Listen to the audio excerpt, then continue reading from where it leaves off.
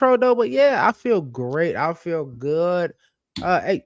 10 wins, double the wins from last season. We still in a hunt, like we said, Mark Rob in the offseason. Like we want this team to be competitive, and we want them to be playing meaningful football in December. That's what we doing right before Christmas, bro. And I don't care what nobody said about stats or who doing what or how we got here or whatever. This is what we asked for. No, Mark Rob, that's what I'm saying. That's all I gotta say. Absolutely. So, That's and what we another asked thing, for. so the way this show gonna go today, we're gonna put the link on. You see us in the chat already. We're gonna drop the link in the chat for any fans. I hope Packer fans get some balls Yeah. to jump in here and talk some shit.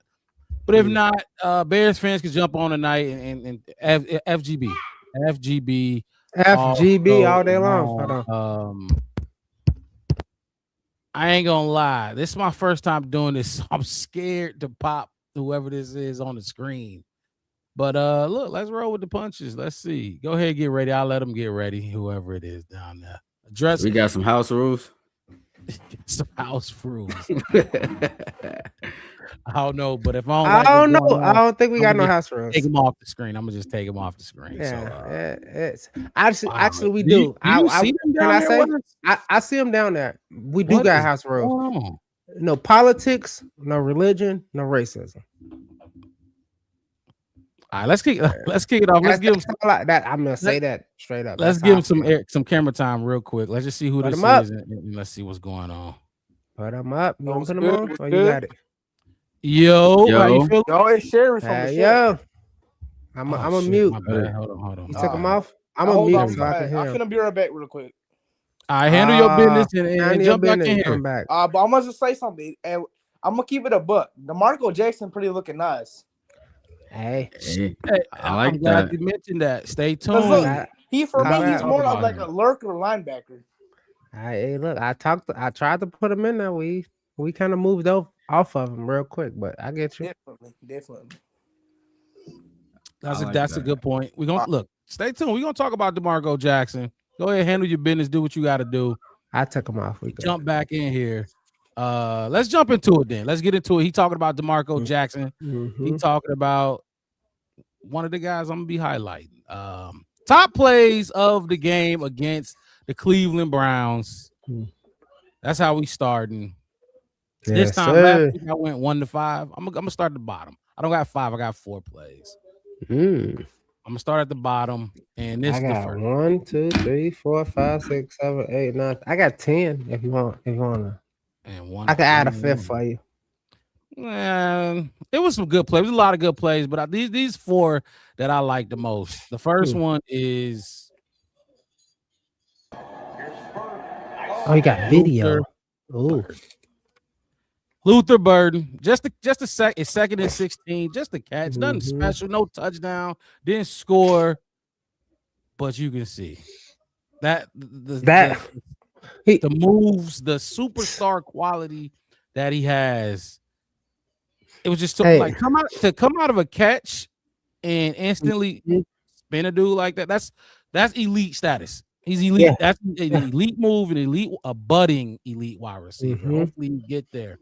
But I put it at the bottom just because it's not so, it didn't affect the scoreboard. And I don't think it was a first down either. I don't think it was the first down. It was like a half yard short of first down. But hey, Mark Robert, remember when we looked at it and we was like, because this draft, remember, I was traveling. I think I was in Pittsburgh when we were drafting because I had to go for a veteran thing. And I remember us drafting him and we were like, wait, tight end, wide receiver? And remember the next coming weeks, we looked at him and you told me, you said, did you see the tape? I said, I watched the tape. You say, that's what we need, Wes. That's what I'm talking about. You see him, he a dog. He aggressive. He ain't soft like Komet and Rome and all of, you know what I mean? Like, and soft like Komet and Rome. That's what I'm saying. I remember what you said, like Komet and Rome and those guys, and you know what I'm saying? Like, I don't mean like soft in the sense of like they, pushovers in a sense, but like they ain't I mean, in the football sense, not person. You know what I mean? Like they will. Hey, Good tackle. Shake your hand. You seen the I got it in my phone. I can put it up in a minute. I'll put it up before the show go over. From the last time playing Green Bay, he choking up like what's that 26 when he got his hand in his throat. You know what I mean? Like that's what you meant in the off season about how this dude is a dog. And I'm gonna give you that. Like he's a dog. We said like he's a dog. He's a half an inch shifty. He is just give me the ball wherever, and I'm gonna try to get north easy. That's what he does, and he's by far our best player in space. he's our best When explosive player. Explosive, like highlight he gets the explosive. ball and Yeah. he has space, he's gonna get the yak. That's what we want. Yak yardage. Let me share this around real quick. Keep talking about Luther real quick.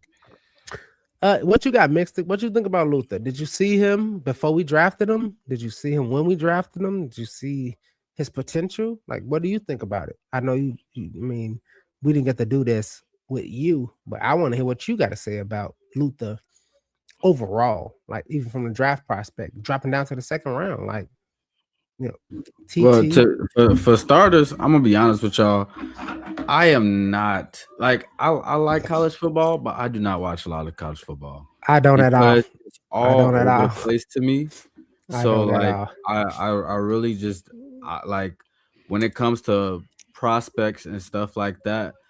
Like when it kind of gets to that time, I do my research and stuff like that. But I'm not like one of those people that'll be like, like talking about, oh, well, what do y'all think of this person? How did like, you don't know the difference between the SEC or the Big 10 or the Big 12 doesn't exist no more or nothing like that. But as far as Luther Burden goes, though, I think Luther Burden himself has been like he been showing up a lot. Like we talked about him early in the season when he had 16 of 18 on his completed catches. So at the end of the day, I feel like he shows that personality on offense and that like that fight on offense that we want to see in the Bears and in what it means to be a Bear. Just kind of like the same way we talked earlier in the season about CJGJ and just like how like him bringing attitude to the field and stuff like that. But Luther Burden, he put up big catches behind it, and he's been really good on yards after catch for us this season. So I feel like he makes a stand for himself really early. Sherry, we see you in there. We'll see you, baby. We'll bring you back in here for sure. We just about to get through some of these plays, and then we'll get you back in here for sure. Yeah. Don't leave, don't go nowhere, because we're gonna talk about the boy D-Jack too. I wanted to say this. I don't know if you put him up here. I'm gonna put him back up here real quick. DT-Skull. You say Wally World. I don't know what that really means compared to what we talk about, but thank you for joining the podcast, man. Subscribe to us. Haven't seen you. Just get in, man. This is good content, man. This is prime Ivory League football information for you, bro. For sure. Thank you. Y'all ready for the next play? Like I said, yeah, go to the next play. I did want to say before we get to the next play. Oh yeah, no, go ahead. She had a coffee, so I had to put her in here real quick. Mama Blues. It's good to see you bright and early on the fucking podcast for the longest, dude. Long Mama Blues. Hey, she was, That's interesting though. She probably, I don't know, 77, 85, 89, 92 straight shows 92. In with us. Easy. Got some I'm just guessing. Sure. Yeah. And she come in at something late, but I'm gonna put this up here because you got emojis on here just to show your support. Luther. Yes, ma'am. I want y'all to love Mama Blues. She's been here. She's a Black Bear Podcast alumni. She graduated. She got the cap and gown. She got the certificate. And she early to the show for a while. But go ahead. Mark, put your next Mama clip Blues. up. I just want to give her some props. She for was sure. late for a long time. But you got to put your next clip up there. The next one is actually not ready. That's crazy. That's insane. Hang on a second. All right, cool. Should we bring in this one over here? I can't take it off the stage, but can Yeah, we nah, bring in you're the good. Bears? I'll just move on to a All right, different cool. clip. Put the next one in. Oh Bear man. down, All east right, side cool. You tapping keep in. going. Nah, I was gonna say that too. Darian McAdams. What's up, bro? Bear down. Subscribe, man. Like, subscribe, ring that bell, put that notification up so you know when we come in every Wednesday, like tonight, every post game, like we're gonna do Saturday night. We're gonna do it into the late night. It's gonna be late for me on I guess I'm mountain time for y'all in central time. Yeah. East side tapping in. What up? What up? Where you at? Where you at on the east side? Let me know, Darian. Where you Here on the we east side? go. Half five Next east. play We got another one. I got you. is D-Jack. D-Jack coming Mm, in at number 3. D-Jack, I DeMarco do. Jackson, NFC Player of the The Week, week. Defensive Player of the Week. Defense by the week. This interception was tough. It was huge because I don't know if y'all remember, but I put in the chat as this game was going on. The offense was sputtering. We was kind of stagnant, and this was a prime time for them to go Mm-hmm. make it a game, I guess. Make it a game. And Mm-hmm. it was 3-14. Mm-hmm. Got this interception, and it set up Caleb Williams touchdown to Yep. Oh, DJ that was the next fucking play. How So crazy is that? here it is. 48. Boom. Give me those. It's a testament to, and here's the game footage of the coaching staff and what they are doing with people that are second, third, fourth stringers. I don't know about y'all, but if Nashawn Wright is the number one guy, like depth piece that he has emerged this season, D-Jack might be number 2. Maybe I'm missing somebody, but correct me if I'm wrong. D-Jack might be number 2 on that list. Noah Sewell came in for a little bit, but I think D-Jack's better than Noah Sewell. Can I say something? What you got? I remember back when it was back. It was way back when we first signed him. We went through a whole show, and I was like, hey, we signed this guy, DeMarco Jackson, who was with DA on thing. It was like, yeah, well, that's what we did. And I'm like, well, we got him because I think Tremaine had just went down or something like that. Or no, actually, I think Noah Sewell had went out first. And we signed D-Jack. Mm-hmm. And I was like, hey, do you want to talk about this? Because we signed him. And he's like, well, we sign people. We did it with CJGJ, and we felt like, hey, look, that was luck. This is what I felt like. I think D-Jack, Okay. if I'm not mistaken, I believe he was here all year long. No. Okay. I know for a fact he wasn't. It's in my book. Because I put him on my notes. My notes. He came like 3 weeks before we got like the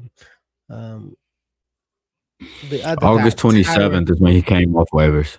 Yep. I thought because the Saints released him, right? Yeah. But he wasn't on our team. We signed him when Noah Sewell went down. TP, my boy. I had all put my him on kids. here. Let me read it. What it All say? my sons was on live together, so I had to jump in there and shout y'all out a little bit. Good show. Y'all was talking y'all shit. It was I didn't know if it was gonna be as intense as it was when we all link up, but it was intense. Y'all wasn't sugarcoating nothing. So appreciate you jumping in here though. I appreciate you jumping in. TP the way fee 5-4. Y'all fucked. What you say? This is what I say about Rob. It's crazy because all the people we tried to co-cast with said what they was gonna say. And I don't know about this show. I can argue with this cast. These guys above and below me as y'all see this clip going. But if y'all seen the coke cast of those people, the Giants got there, TP, yeah. I don't have no fucking humble pie for you. Or Zoe or Vocal Vike or anybody else that came on and tried to tell us what our head coach was gonna be, what our quarterback was gonna be, what our team was gonna be. Uh as Bugs Bunny say, it's a wascally little wabbit right there. Caleb Williams, he just do shit, and y'all Elmer Fudd and not in the playoffs, you fucking assholes. So fuck Were you you. done with DeMarco Jackson? Oh, oh no, no, no, letting no, no. I letting it saw roll, TP. letting it Come I roll. on, saw man. I saw I got TP. something All to right, say too. I love you. I love you. I love you, TP. I love you. My bet mixed it. Now, DeMarco Jackson, what I want to say is I said it out loud. I said, hey, look, we signed DeMarco Jackson. He's a linebacker that knows the inside of the system. So we want to talk about him. We was like, no, cool. We didn't say nothing about it after that. I thought it was interesting.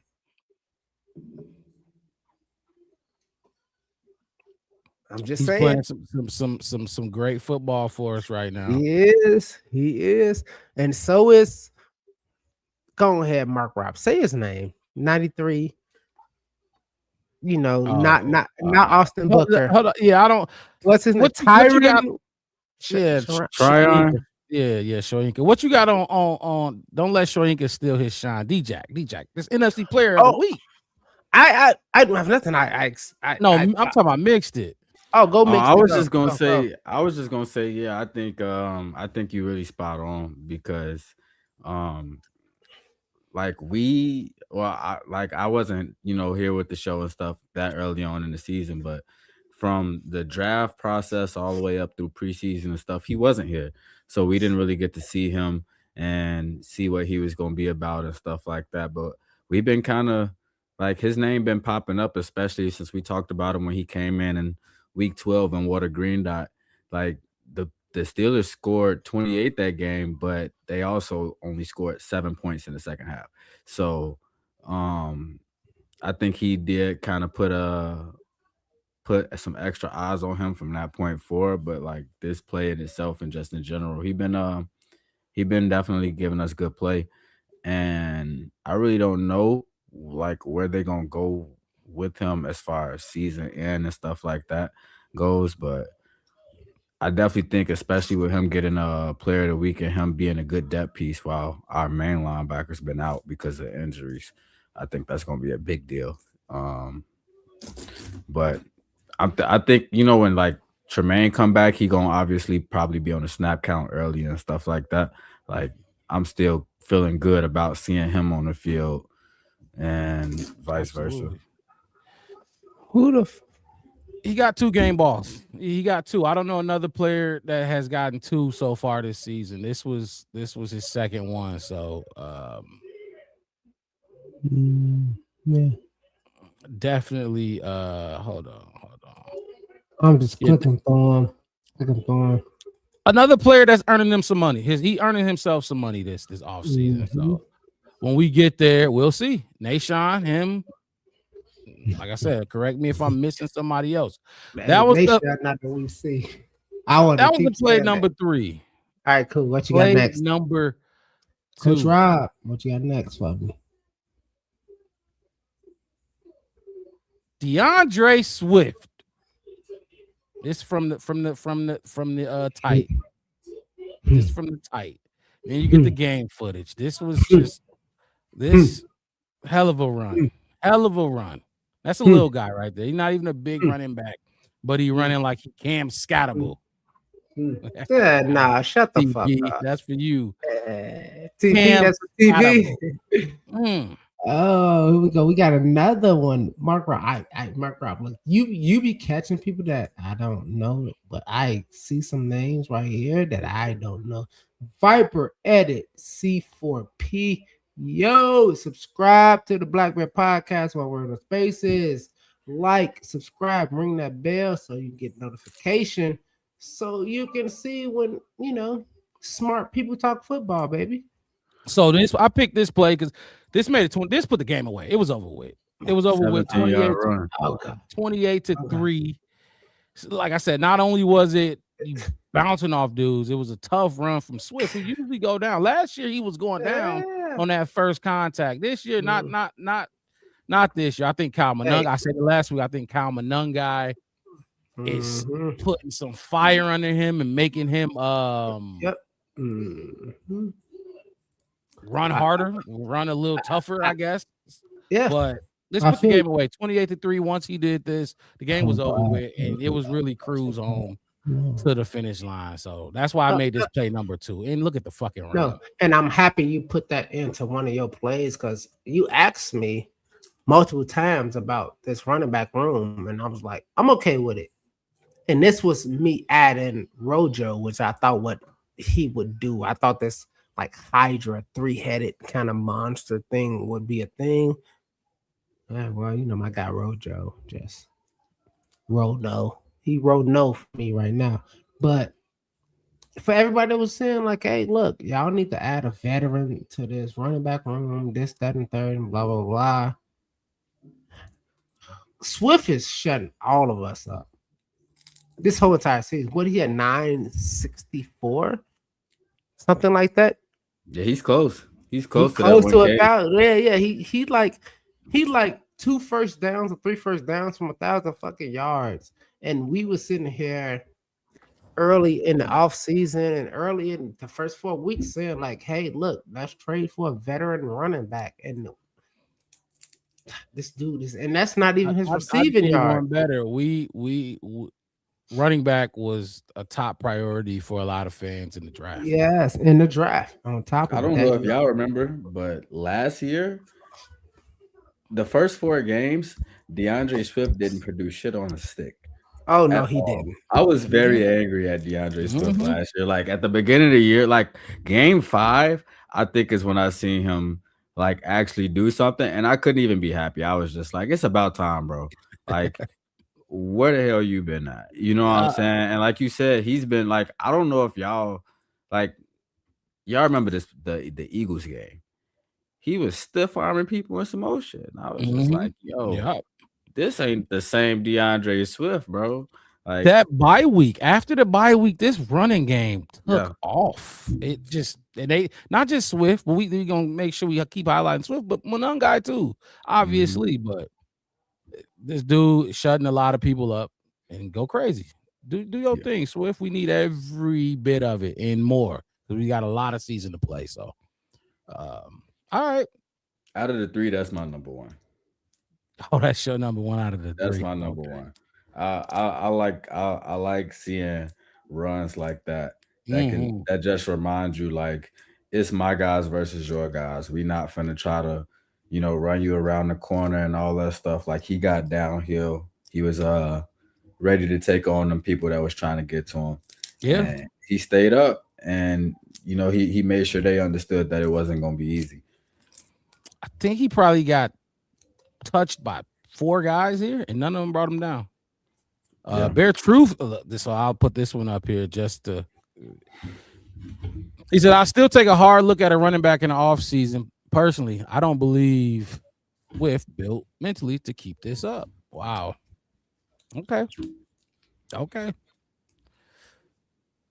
Darian McAdams, appreciate you being in the chat as well. Hit that like button for us, man, and subscribe if you have not. Everybody that's watching right now, hit the like button and subscribe if you have not. We on the road to 700. Help us grow. We gonna keep rocking out. Oh, damn, of course. Whatever the fuck I want. Appreciate you jumping in here as well. Yeah. So that's my number 2. So everybody know what's number 1. Everybody should know what's number 1. Give me 1 second. The number 1 play of the game, obviously, Iceman, his motherfucking self. Caleb Williams to DJ Moore, back of the end zone. Here's the tight view. You can see it from this angle as well. Give you both of them. I should have put 3 of them up here. White screen, but this is by far the play of the game. By far. I mean, Mixed, I know you put that last one up there. I'd be interested to see if this knock it down. But we talked. First of all, let me just rewind this because we talked about this play in the ball that was thrown. That ball looks pretty good to me. That ball looks pretty good to me. And then boom.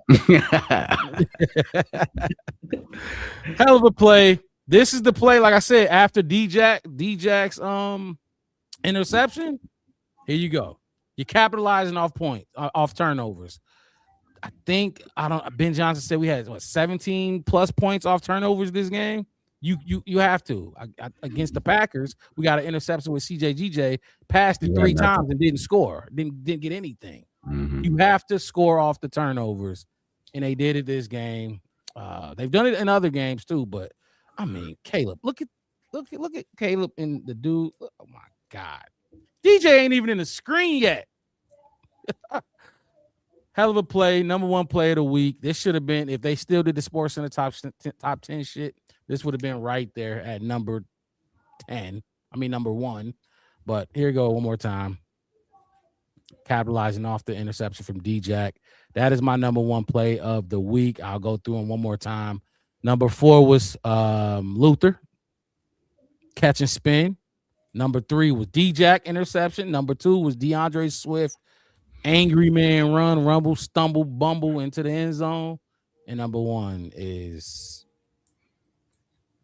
Caleb Williams to DJ Moore.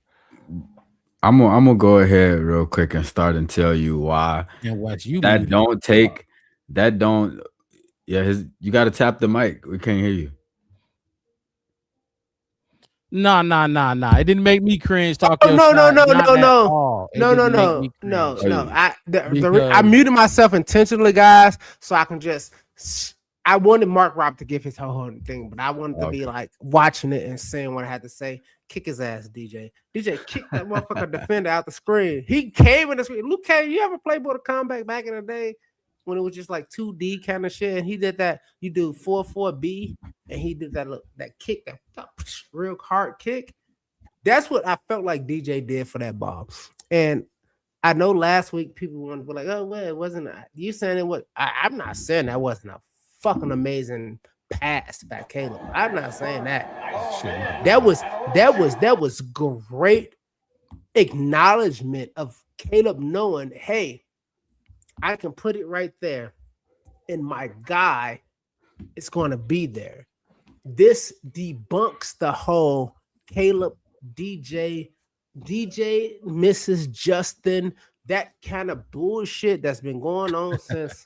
You know what I mean, Mark? Like that whole shit, because he threw the ball. He said, I'm going to throw it right here because I know he got that hero post. And I know DJ is going to go get that shit. And if he don't, it's going to fucking be an interception. And my whole point of it was the fact that DJ went up, kicked the motherfucker out the way, got the motherfucking ball, stood up and flipped it. Yeah. I know Roma dude. You know what I mean? Like I know we're not. I know you think we have issues on our team, but we don't. We here for the big haul. That's how I felt on that, and I didn't mean to minimize Caleb's ability in a throw and how it was and all of that and critique that much of it. I'm just saying look when he throws it, like he's throwing it into 2 defenders. If DJ was DJ, we seen who hobbled off the field last year. Remember, he hobbled off the field during Caleb was running for his life, and DJ hobbled off the field. That was last year. This year, he is literally jumping 3.5 feet above defenders and kicking one out of the way to get a pass. Leave that comment up real quick. I want to talk about this. Me too. Hold on. Let me get a Yeah. It wasn't the best decision. I get it. Wait, Wes. Cool. I'm gonna get that. All right, cool. You can have that comment. But my whole thing is about just the whole pass and DJ and that. This tells you DJ don't get no fuck. Caleb don't get no fuck. The offense don't get no fuck. Nobody cares what y'all think of this team and how y'all think about them. They don't care if he gets 0 targets 1 week and then 10 the next. This team is built for football in the NFL. without what we think they care about. Nobody cares about their jerseys or not either. They're going to keep winning because they're doing this for them. Now I'm gonna let you go mix it and handle talk your bitch. Tokyo Shy. Your shy is. Call Talk me your out on bitch. Twitter. Oh, Mm, that is mm, him. All right, let mm, me mute. mm, Let me mute. mm. Let me mute. I like this comment because um I'm gonna tell you, I just told you the DeAndre Swift run was my number one, right? Um it's gonna stay at my number one, Mark Robin. Here's the reason why. Because I feel like runs like that, they embody what this team is about. And I feel like we haven't seen, like we just talked about, not seeing that from DeAndre Swift in years past and stuff like that. But when we talk about what this run game is, what this team is, and how they're the second best rushing team in the NFL and stuff like that, that is what enables us to be able to say that this is real NFC North football. It's being able to do that and being able to go and being able to go and capitalize. Um, but as far as what Tokyo Shaw said about Caleb's throw, I want to talk about I want to go back a couple of weeks and talk about the Eagles game and how we talked about the throw that he made to Cole Kmet in the end zone. Mm-hmm. And at the time, we talking about it and saying that it was a great read by Caleb. We thought it was other decisions to be made. And then we go to the next week. We play the Packers. Very similar throw. And it gets picked off, right? And now we get to the Browns week and we see another throw where it's a rollout to the sideline. Caleb's not throwing it to the pylon. He's throwing it back towards center field. You know what I'm saying? He's throwing it back towards the middle of the end zone. So he's got to flip his shoulders all the way to the other side and still try to make a clean ball. The point that I'm trying to make is we have seen Caleb attempt this pass or a pass similar the last 3 weeks. Mm-hmm. And he had 2 out of 3 of them. And we also talked about how Tyson Bagent came in and said he's not even attempting that pass. You know what I'm saying? But this throw that Caleb just put on display against the Browns, it's like how many quarterbacks in the league right now can you name that even attempts that throw?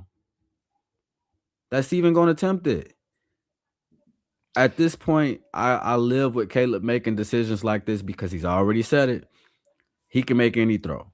And when I seen him try to make this one, just like I seen him try to make the one against the Packers, just like I Yep. seen him with the one he completed against the Eagles, there hasn't been a throw that he's taken where I was like, Caleb can't make that throw. How many times have we come back here on the show and said, we know you can make that pass? Yep. You got to get your Mhm. feet set. You got to get your form right. You got to do this. You got to do that. So you're not short arming it. But we know he can make that throw. So I can't say it's a bad decision because if you got it in your bag, use your bag. No, you want to I, go, Mark? You want to yeah, go yeah. I'll first? just go real quick. I compared it to the Damian Lillard 3 a few years No. back over Paul George. And Oh, Paul George said it was a I bad remember. shot. Not a bad shot. He can hit it. Now, if you look at this where I paused it Huh? right now, you can see I don't know. why he made the decision to make that throw. Mhm. You DJ got beat the guy. two. DJ beat his Oh, man, and the only other dude that can like say this guy at was that the O. You see the guy standing at the O. That's the only other dude that could pick it off. Now imagine if he wasn't there. That's what Caleb's looking at now. There is room to make this throw. You have to be very fucking accurate to make this throw. And you have a quarterback that believes he can not only put this ball right on DJ, but put it up and behind Let me the look. Browns player Oh, standing so up I'm on the missing. O. That is, you want that confidence. Now, if he throws an interception, who gives the fuck? Move on. It's gonna happen. Players throw Oh, interceptions. Caleb just so happens to be one that rarely throws it interceptions. He also said in his press conference, what they call it, back five ball or some shit like that. hero post. What it's Only called. only where your player can get it. Yep. Nobody else can get it. If the Browns was gonna get this ball, it was just gonna be a tip, which they did tip it. He nipped it. Otherwise, only DJ was getting this ball. So I And don't think it even was luck or anything involved. no, it like Okay. and to kind of exactly what you just said, it's not luck. If you pay a little bit, like if you was able to go back like 1 or 2 seconds, you got Olamide Zaccheaus and Costa Loveland taking 4 defenders down at Don't, the bottom right side of the screen. don't. You know what I'm saying? Like Yeah. Oh, they took those him out. Y'all exactly, going out of the field. exactly. He Not that took much. those Go two back. players took all of these defenders out of the play and left DJ Moore basically in the one-on-one, which he Mhm. already won. I hope y'all watching the back paddle. So as we keep going back, I want y'all to see the Avengers. If y'all watch Bears, y'all can see them. You see the Avengers? Right, look, you know what they're doing? Look, all right, cool. They're doing this. You see Caleb, right? You see him? You see 91. I think that's the guy that you highlighted, I think, right? Is that him? Um Alex, whatever his I name don't is. know. I think that might have 91. You highlighted him. He had a sack. You highlighted him, mixed it. That was a great catch. Because I don't know who the fuck he is. So you see him throwing. Like you see Caleb right here. Look at the O. My whole thing. Look at the end zone and look at his arm right here. You can't see my arrow, but it just helps me say, look at his arm. I am fin to throw the ball at the 0, at the O. Oh wow, my You mouse see what just I'm saying? You see it? Am I wrong? Am I saying this? Everybody saying this, right?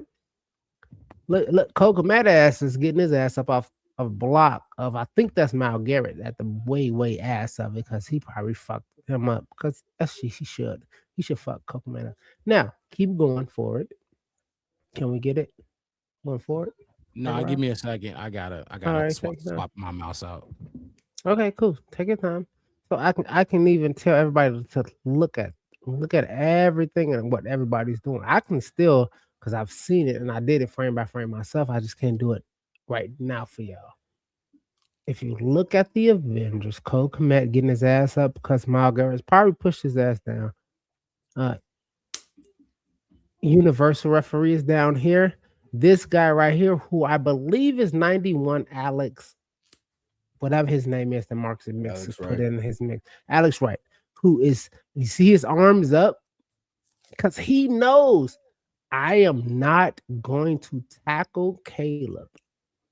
So I have to do other things like Max Crosby knew against way back in the season. Like I can't tackle him because Caleb, he's shifty as fuck. He's you know what I mean. He's not fast.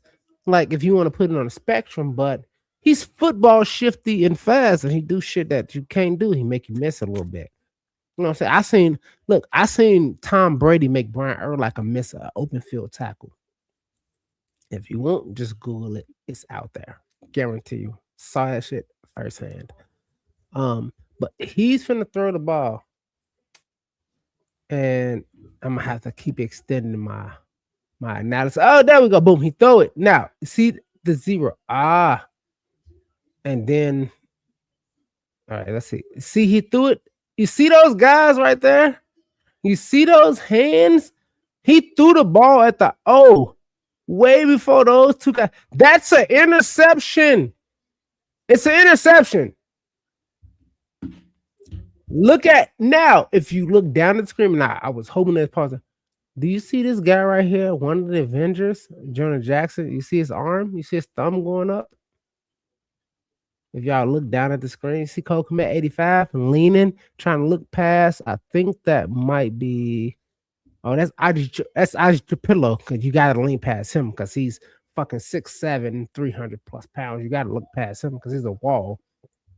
You see Cole Komet down at 85 trying to look past Ozzy Trapillo, who's the giant, to see the fucking ball.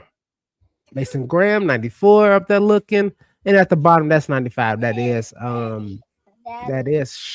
on. I'm analyzing this, baby. Hold on. Let daddy cook. You got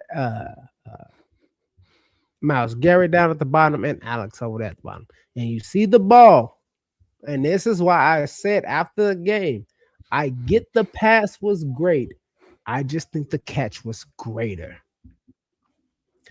Look at Jonah Jackson right there. You see the three halfway on his jersey with his thumb going up. His thumb is going up. He's like, yep. You still talking about this? Yeah. I mean, because you laughing and you laughing on the screen. Yeah. You see Jonah Jackson at the bottom. His thumb is going up. He's like, that's good. What I'm looking at is more than likely a pick. If that's what the Bears defense, if that was like Kevin Byard with Brisker, or pick any defensive back on the Bears team, we taking that shit the fuck away. And that was a fucking touchdown, dude. It's a hell of a throw. That's how good the catch was. And that's why I want to go back to say, let me put my headphones back in, baby. And that's why I said that I get that the pass was amazing. I just feel like the catch was better.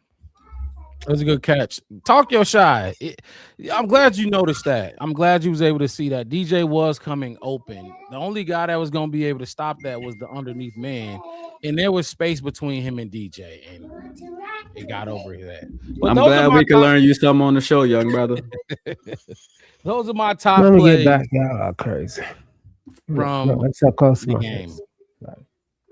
Is Sherry still in here? Yes. Yes, she is. My girl Sherry. Tell me where you from. Come on, I'll buy you a drink at the bar.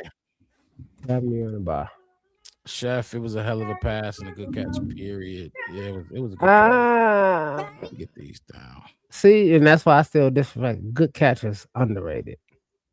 It was a great fucking catch. Highlight real play. But so those are my top four plays. Those are my top four plays. Come on. There were a lot of plays in that game that could have been. Come on, you want to say hi? Yeah. Highlighted. Only hear you. You know what I mean? Come on. Mini West. All right. You can hear the Marcus. Don't whisper. Hi. Talk. Hi. Hi. But no, like I was saying, those are my four. Was there a play that I put that I did not put up there that y'all might have put that y'all would have thought I was gonna put up there? Wes, if you can hear me too. Honorable mention. Down. I don't. I said bye. Bye. Wait, bye. To the Marcus. All right. Now get out my freaking seat. Get out of here. Yeah. Now go in your room. Goodbye. Love you. I don't know what. Sorry. I don't know what the result of the play was, but early on in the game, they got I don't know if y'all saw this, but they got a shot of a chip from Coastal Loveland on Miles Garrett. And yeah, he we saw planted that. him. I was gonna play it. Yeah, he planted him. I think that just to start the game off with that energy, especially after we kind of started off really slow against Green Bay. I think that definitely it kind of gave us some life real early on. So I definitely appreciated being able to see that. I don't remember what the result of the play was on that. And I'm with you, Mix it. Thank you, Kamesh, all y'all for shouting out Mama Baby. She runs my entire life, believe it or not. Literally. From the time I see her, man. But yeah, that's her. Mark Rob know her, Mixed it, kind of know her a little bit. But on top of what you're saying, on that Loveland crack block on Miles Garrett, Jonah Jackson had a. Oh, he planted Mason Graham. Was that Mason Graham? Yes, he put Mason what I mean? Trap block. Yeah, on a trap block. Like And that's what I was saying about. Remember when I was saying like last week or the week before when we was talking about like the plays and the reason why I didn't like the play calling and it was just so simple on that third down. I think it was the last Green Bay game. I think we were talking about it. Well, we didn't. There was no motion on the third down. Oh yeah, it was. It was the Green Bay Green Bay. game. Yeah, and there was no motion, no crack block, nothing different. It was kind of like simple, straightforward, and they gave them a way to put dig their heels down and just go for it. Oh yeah, it was because it was 56. Remember, Mark Rob? You say he just took the whole line. He crawled the whole line and then hit Monungai on that 3rd and 1. I saw this game. I saw a lot of that. What I was looking for, that pistol formation. I couldn't think of it last time. I think I called it Wildcat. I was wrong. It was that pistol formation, just moving people, fucking trap blocking, crack blocking, like just moving and just all of that kind of stuff. That's us. That's how we run. And I hear a lot of people like, well, they can't do nothing. They have to manufacture. And that's this, that. What do you mean? What you want? You want us to just line up and 11 people just all line up on the line of scrimmage and say hike? You know what I mean? I seen it on a couple shows. If you need to go I get a think, yard, yeah, go get a yard. Like go get a yard. That's cool too. But at the same time, they don't need coaches there. You don't need coaches then. Shady, what is his name? He's the Eagles Ringer Hall of Fame. Shady McCoy, what is his name? LaShawn McCoy. Like you want to talk about all of this? Oh, I just want that basic. That it's not fucking basic. I just watch. What's the fucking 7 foot from San Antonio? Wimby. I just saw Wimby hit 3 fucking threes and he's 7'5". You want to tell me how basic things supposed to be? Nah, I'm gonna let Wimby be Wimby. I'm gonna let my team be my team, and we gonna do what we got to. Don't say you manufacturing nothing But see, because you. what you just said too is like because we kind of talked about that on the show before too. Mark Rob, you always said if you can't go out there and get at least 1 yard, what are you out here doing? And all year long, we've seen these different highlights from Darnell Land blocks. We've seen now we seeing the Jonah Jacksons and we seeing the Colston Mhm. Lovelands. We talked about the Luther Burdens early on in the No, season. Coca Laying down Mad, good run blocking and Durham stuff like that. Stride, If you can do DJ, that all type of of them. stuff, if you could do that Yeah, type of stuff, you should be able to go out there and line up and go get this 1 yard. yeah. That's kind of like the thing that we kind of go back to and say like, man, in these situations, why don't y'all just go and take it? You know what I'm saying? So it's Mhm. like I don't know Because how they we can kind of equate it to that, but it's mix it. like, My, yeah, my, my whole thing is like, I hear what you're saying, and what Shady was saying. Like it's the motions that I was talking about, the pistol formation, the mastermindings of Ben Johnson to get yards or get first LaShawn downs or McCoy get is touchdowns. a hater. Like I know li- he is. I know he is. I it's know. But my whole insane. thing is this. yeah, don't He use him as a says source. that kind of shit for the offense, but you still have to understand that the defense does that constantly. That is what defenses do. Defenses don't just line up and man to man and go man to man every single time. They don't just say left tackle, you go on the left side, right tackle, you go on the right side. We're gonna have, I'm saying, nose tackles and three techniques, and everybody go up the middle. We'll have the linebackers just stay 5 yards in, and we'll have our safeties go all the way back to be safeties to save a touchdown. We'll have our cornerbacks to be one-on-one. That's not how defenses even work either. So my whole thing is this, and this is my problem with the conversation of what he said. He said, I think before this even game even happened, because we still in the Browns game. Am I not wrong? We still kind of still brushing on that.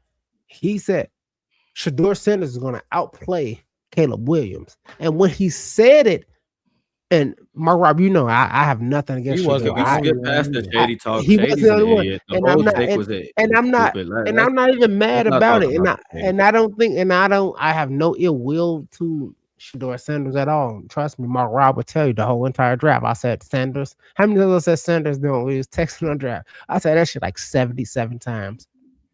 on 77 occasions. So I don't think Shador is not capable of it. But my whole thing is, how are you with your defense and our defense going to outplay our defense when I know our defense is going to take the fucking ball away? I run around the bar every single day, and every time I go, when I go to my bar on Mill Ave in Tempe and Rural and Baseline Road in Tempe, Arizona, if y'all want to come and find me at Doc and Eddie's, I run around. The owner, I've been there for 5 years. He say, "Oh my god!" Every time I'm getting accepted, he say, "Wes, it's Chicago. What y'all do?"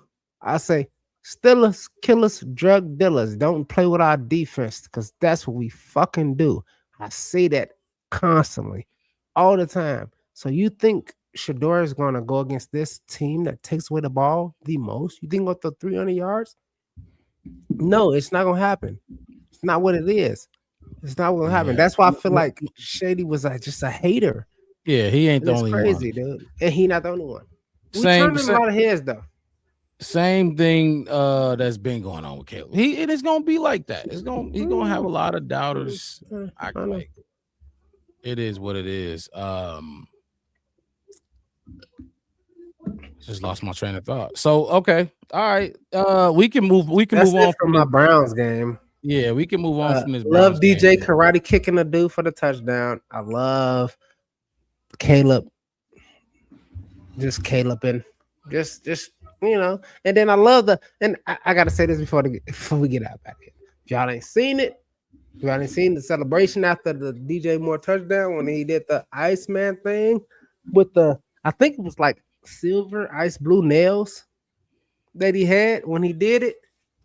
Somebody sent it to me and they paused and they said, "Look at his nails." And I seen it. He had like silver and then one blue. I don't know what it was, but yeah, he painted his nails and he threw that fucking touchdown. So fuck y'all. That's all I gotta say. Fuck y'all who talk about that. True Pilgrim, why are you not gonna be able to watch the game on Saturday? That's tough. Put that in the chat. I'm interested to know why. If you're gonna be able to listen, I'm gonna be calling it. So tap in, tune in. I'll let you know what's going on. I'm gonna keep you up to date, play by play. Yeah, we gonna watch doing another live watch party this Saturday. So tune into that. It's gonna be a lot of fun to be the second one. Only right for Packer Week. Look, if you're tuning in right now, hit that like button, subscribe to the channel, the Black Bear Podcast. One word, no spaces. We go live twice a week, Wednesday nights, and post-game shows after every single game. So we'll be here Saturday. Saturday night. It's gonna be long for y'all. I get an hour. Packers. Bitches. Sorry. I'm sorry. Here we go again. Unfortunately, we lost the first one. We all know how that went down. We all know how it ended. You know what's crazy about that first ending of the Green Bay of the Packer game? It always it's a blowout, but it's always one controversial. Well, this wasn't controversial, but one key controversial, important one play at the end of the game, or just one fucking call that changes the trajectory of the whole game, or just changes the outcome. And that last week one no different. I ain't gonna lie, Micah Parsons gone. We've lost. I'm not saying I think we're gonna lose, but we've lost without Micah Parsons to the Packers. You know what I mean? It's not like it's guaranteed. It's gonna be a guaranteed W, and that's why I like how we about to dive into this game a little bit, because look, they beating us without Micah. They have, so we got to get our get back. Caleb Williams spoke about it. D-Jack spoke about it immediately in the locker room after the Browns game. Left a bad taste in our mouth. Caleb Williams talked about it in his presser. I don't know if y'all got anything y'all want to say real quick before I pull up Caleb. Nope. Let's go ahead and get to it. I haven't heard it today. I didn't hear it. Let me get Caleb on the screen real quick. You can go ahead and do it. I thought you said I had to say something, but you go ahead and put it up on the screen. My whole thing is, I don't feel that bad, and I don't feel like they beat us last time. They won the game, but I don't think they beat this team. It was like you said, Mark Rob. We said all the time, game of inches, dude. game of fucking inches, and they was, let's call it 27 inches away from losing that fucking game. If Nixon ass was late on it, if DJ ran a better, you know what I mean? Like we could. I'm not blaming nobody at all, but that shit was open for the taking. That pass was right there. It's what we do. He made a good play. Don't get me wrong. Good for you, Nixon.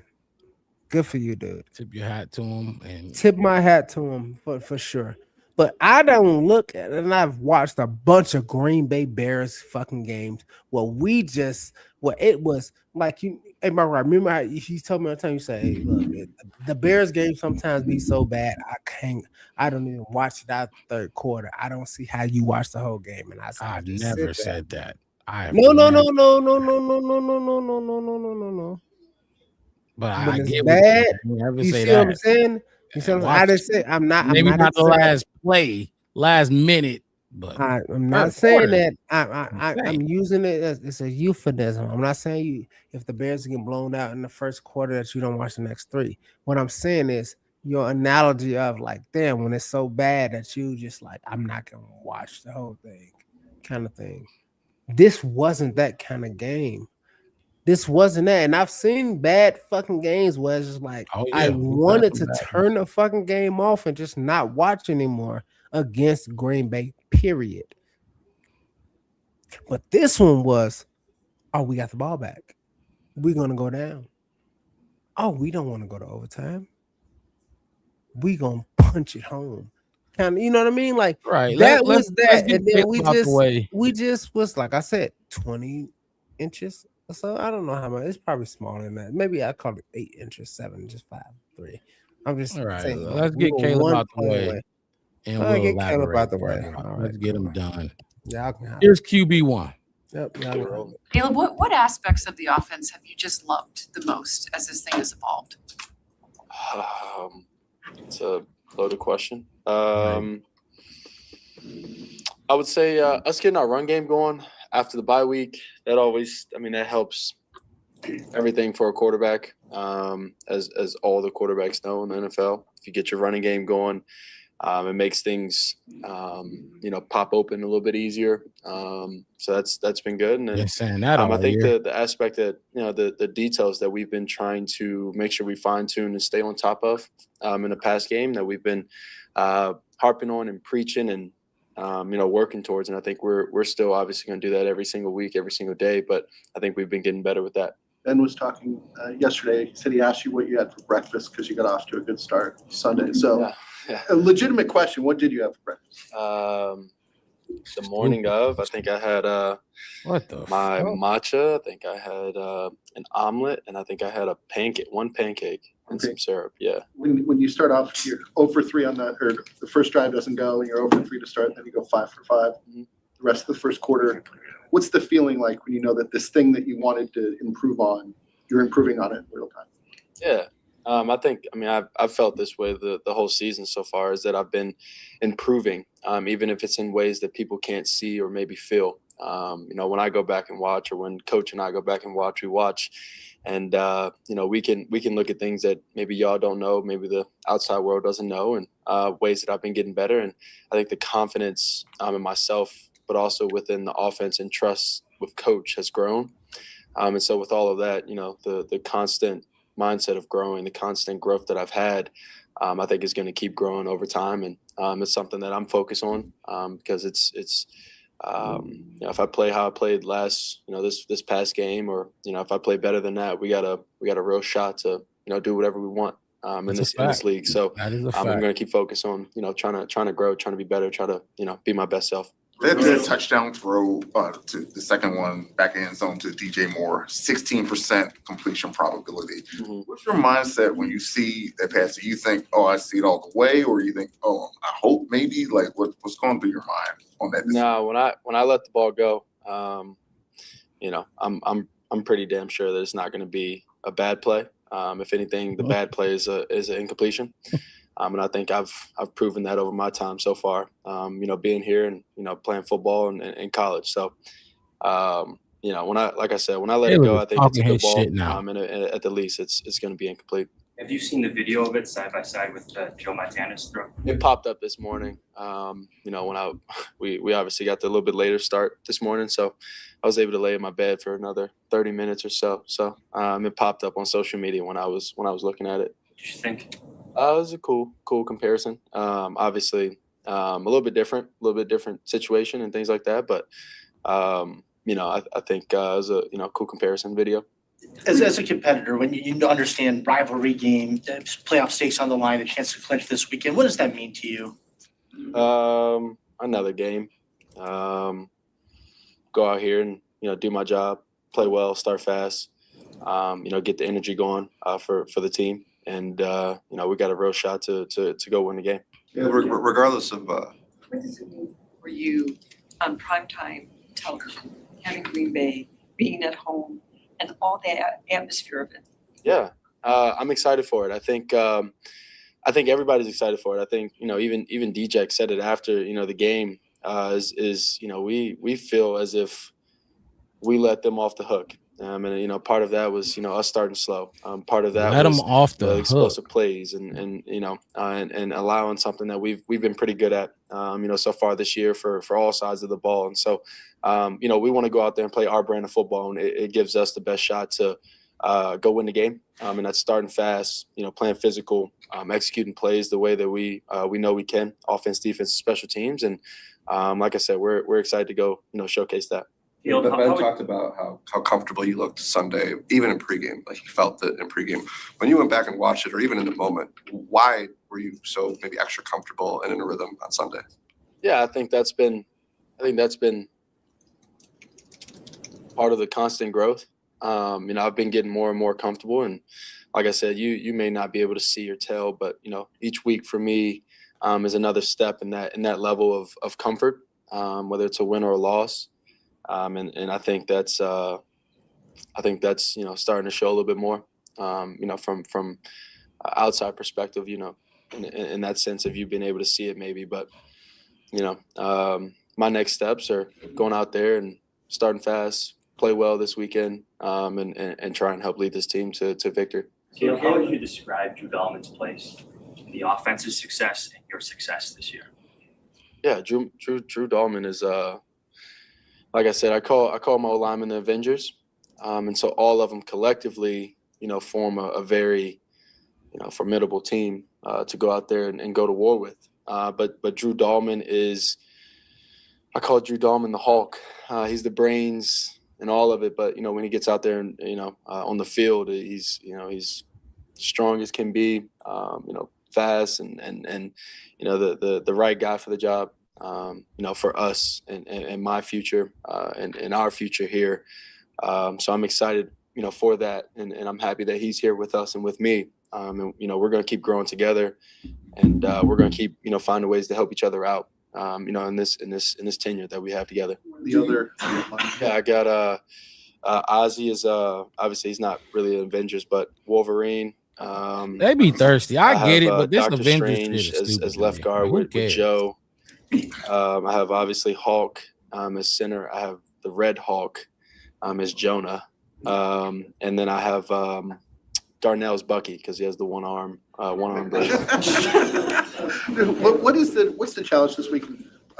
Preparing for a defense that's not going to have Parsons and may try and do some different stuff because of it. Yeah.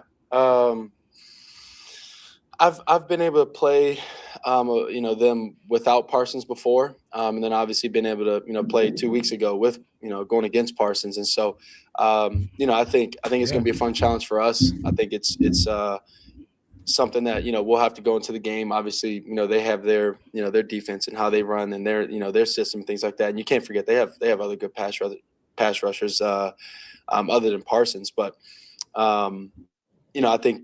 We'll go into the week and, we'll prepare, how we normally prepare, and have our stuff. And then, when you get into a game, you obviously have to adjust for, whatever they do. And so that's the fun part about playing quarterback. This fun part, about playing, football is that, you get into these games and you have an idea of, maybe what they might do or, how they might play. And then you get into the game and then you just have to adjust. And so, it's us going out there, trying to make plays and trying to make more plays than them. have less negative plays than them, and then adjusting faster than them, and it gives us a great shot to go win the game. Pat moved off too quickly. What makes Joe Tootie Doctor Strange? Yeah, that guy's he's why do you care? It's fucking lame. From stats to longevity and how he is. I mean, he's Doctor Strange. He just for some reason everything just kind of moves how he moves and on the football field and things like that. So it's that's it. I feel like all the guys kind of like that one for Joe, and I think it was fitting. Ben and a lot of the players talked about the impact that the crowd made on Sunday night. Mm-hmm. What's it like for you to play for a crowd like that, and what do you hope to see? How much can help on Saturday? Yeah, I hope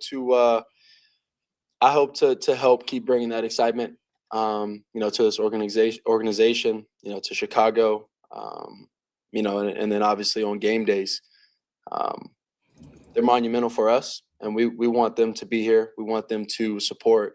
We want them to travel well with us. We want them to be proud to be a Chicago Bear fan. And that's really it.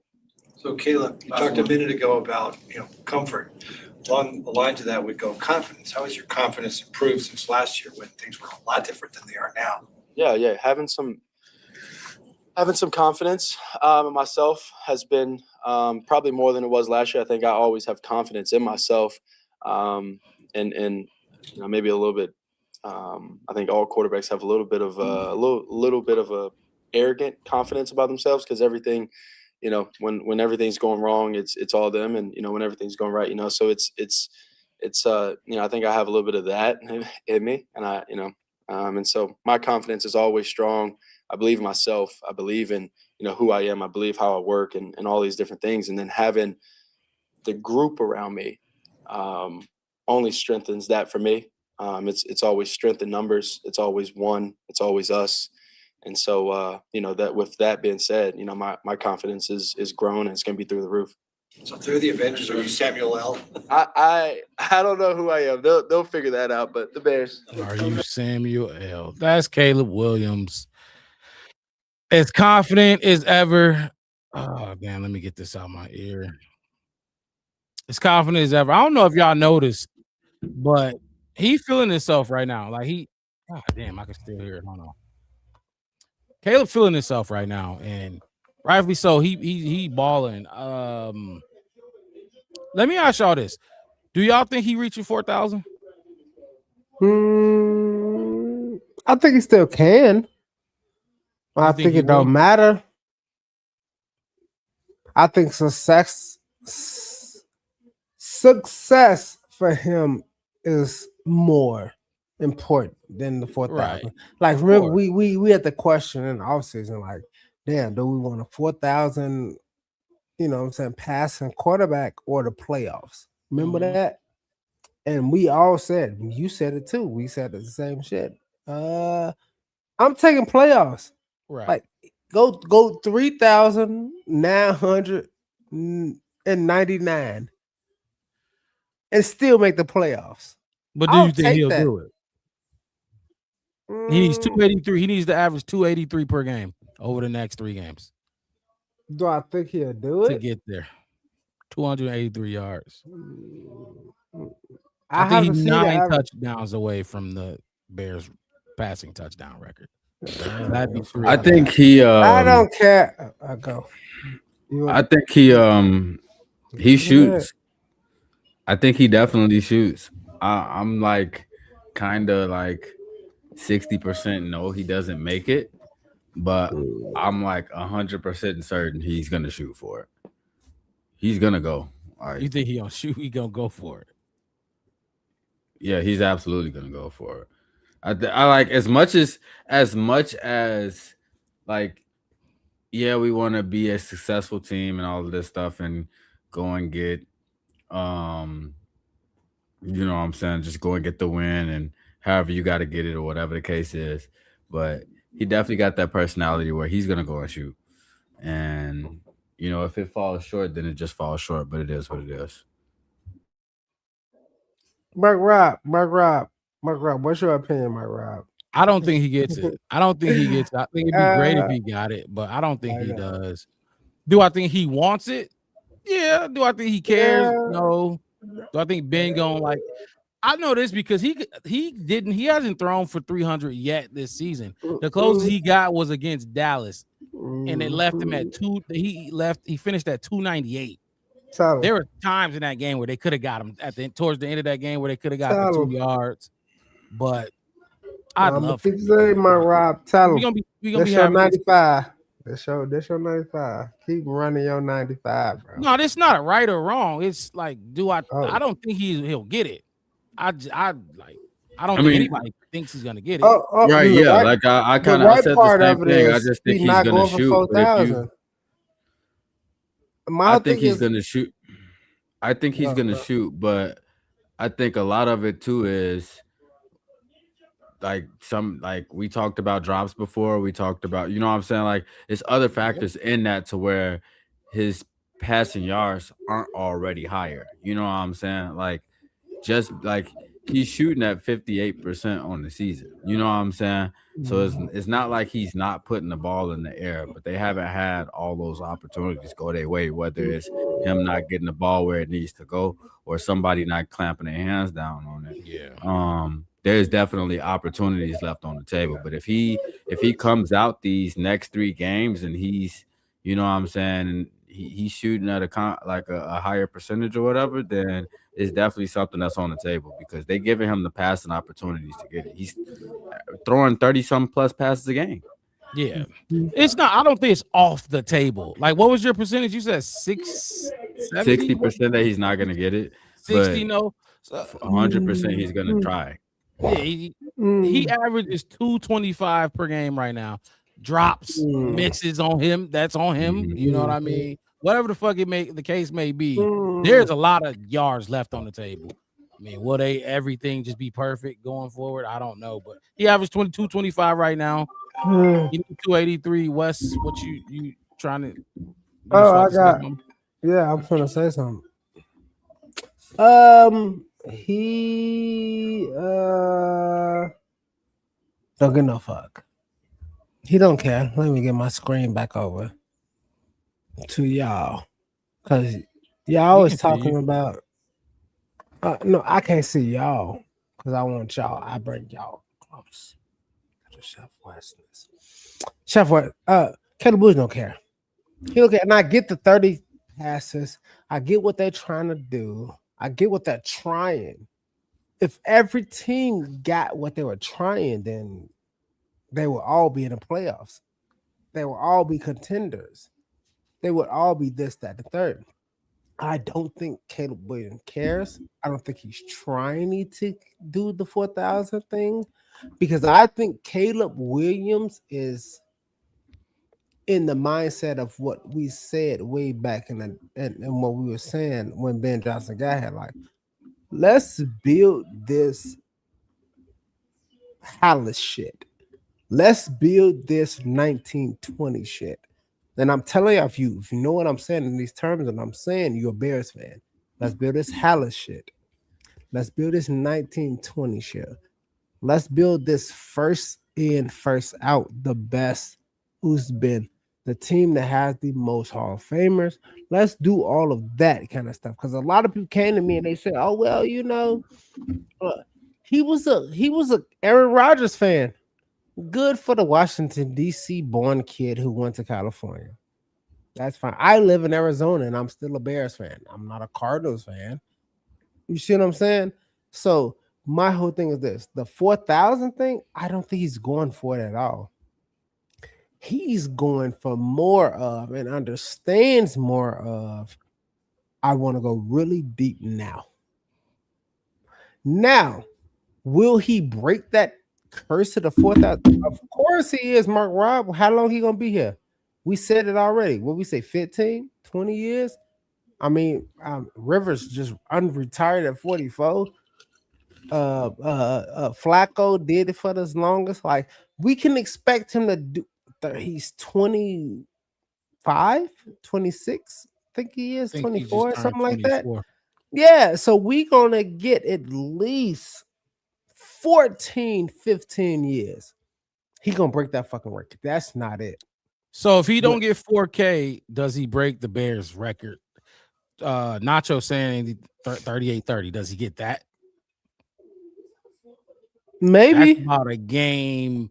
I think he's gonna get more than he had last year, which was 30. That's less than his average.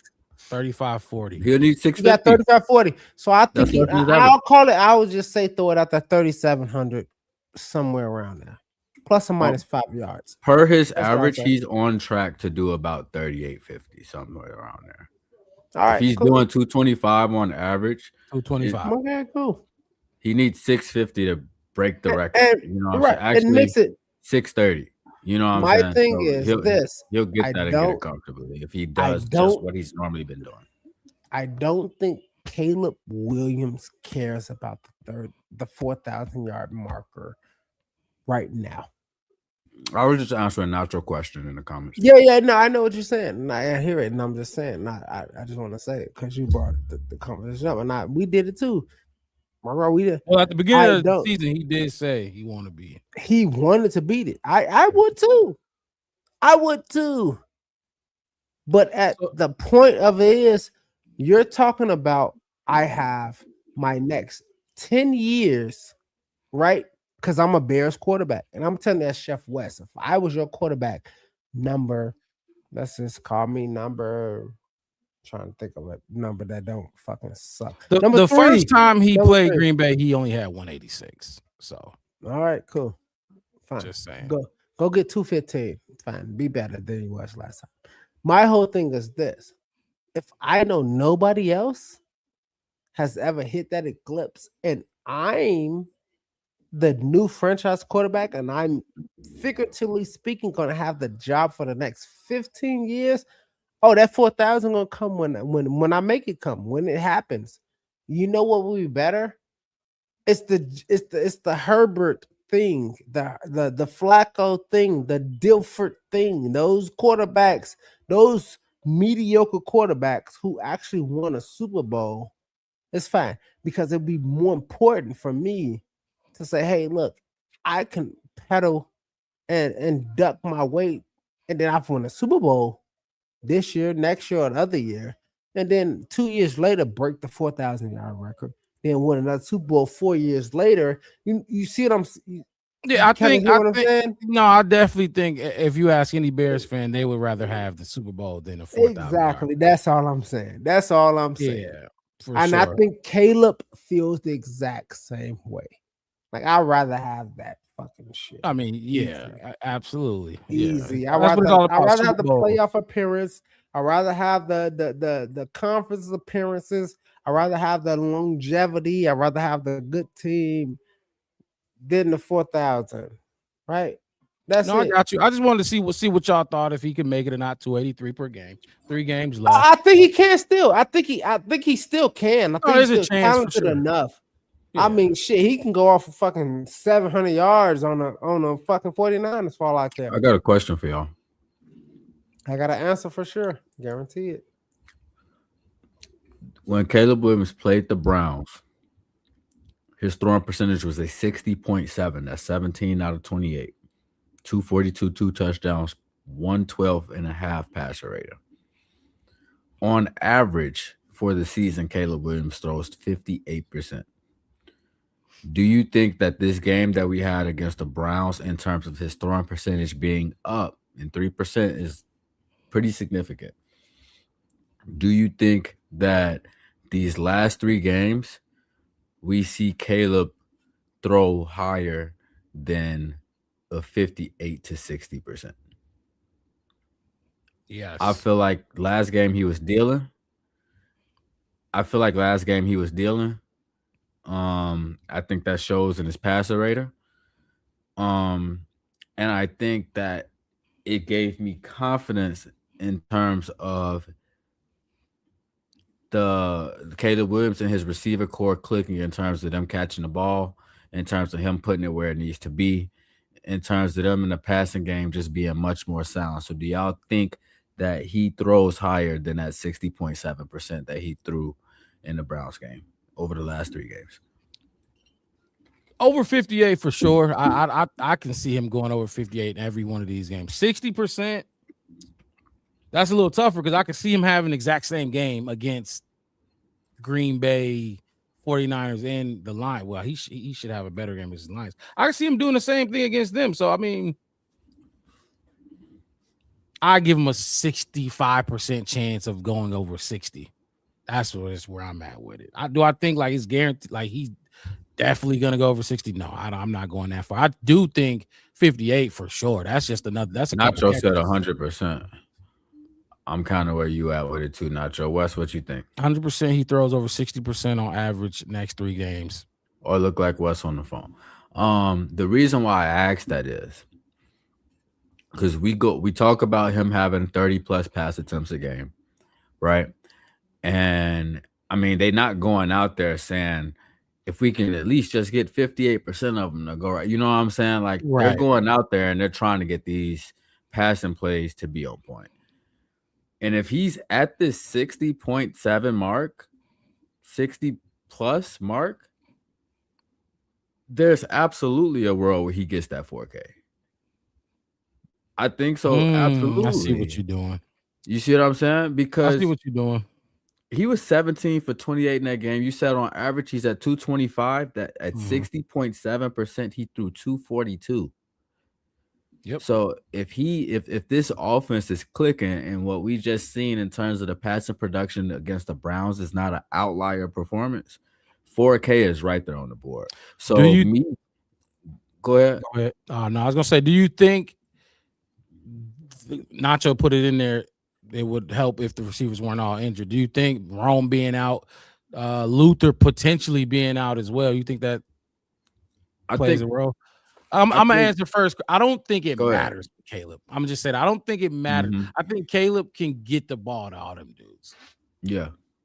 Yeah, I think that's when you start because that like when you start seeing the depth show and stuff like that, I think that's what makes the difference. Like like we talk about fucking Olamide Zaccheaus dropping passes all the time. You know what I'm saying? Like, yeah, that's a factor in it and stuff like that. But they got to be on point with him. Like we just listened to DJ Moore say, all he knew was I got to come down with this football, and we just seen him be laser focused on the back, on the back line of the goal. I mean, of the end zone. Trying to bring a ball down over 3 defenders. If you got guys that's locked in like that, that's going into this last stretch of the season, not saying we just want to make the playoffs, we want to try to clinch this this NFC North and potentially look at a 2 seed going into the playoffs. So we don't, you know what I'm saying? We got some home games coming up, stuff like that. Then I think that's something that's on the table with them. And I just feel like what I seen from the offense last week, they was definitely a lot more laser focused. So I think that the offense, especially, but the defense is. I want to get into your matchups too because I thought you was gonna flip them. Remember I threw that out in the chat, but you went with. I actually not at West. I gotta get them back up there. So just give me a second. But no, I think they always was laser focused in that game. I got another question for you then. And while you answer, I'll try to get them back up there. Should the Bears sit Rome into the playoffs? Do you think with 3 games left, you depending on who you talk to, we either guarantee to make the playoffs or whatever, percentages all over the place. But anyway, do you think we should just sit him? Get healthy, especially since he was supposed to play last week and got injured in warm-ups. Do you think it's best to just be cautious, or we need everybody all hands on deck? Let me get these pictures. No, yeah, I don't feel like the depth in our wide receiver room or our pass catchers, tight ends included, is going to be a problem for us. But I do think that the scenario where I would 100% be comfortable sitting Rome is if 2 things happen this week. 1, we beat the Packers, and 2, the Lions lose. Because if they do, then they basically out of the race, and I'm pretty sure after that we clinch a playoff spot. Once that playoff spot is clinched, try to get him 100%. You know what I'm saying? So he's not on trend to be available for this week.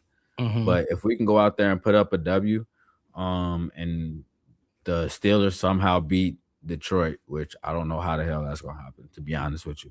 But if that happens, I'm absolutely like, yeah, Rome, you definitely got to take a chill pill. If not, I really probably wouldn't. I would really want to bring him back before week 18, to be honest. I want that thing to be as healed up as possible, especially if that's the case. We're not gonna be going into the first round with a bye. You know what I'm saying? So we what's the need him to be ready. scenario again? So just If say we that one more win time. against the Packers and the Mhm. Lions lose against the Steelers, we'll clinch a playoff seed. 100%. Just We'll wild be a card. lot. That's not the North. It'll be no, it won't be the North because Okay. the Packers will still be in contention. They'll be a game and a half behind, so they'll have to Okay. win out to beat us for it, and we would have to lose. So I think after San Francisco, if we can pull that game off, we 100% clinch the North if we can win these next two. Um, so yeah, I would sit him if we win and the Lions lose. But I wouldn't sit him. I wouldn't be like 100% into sitting him if we don't clinch it by this week because the Lions probably will still be in play, Mhm. and I kind of want to get them, close the door on that. We got to split with them anyway. We I got think, to.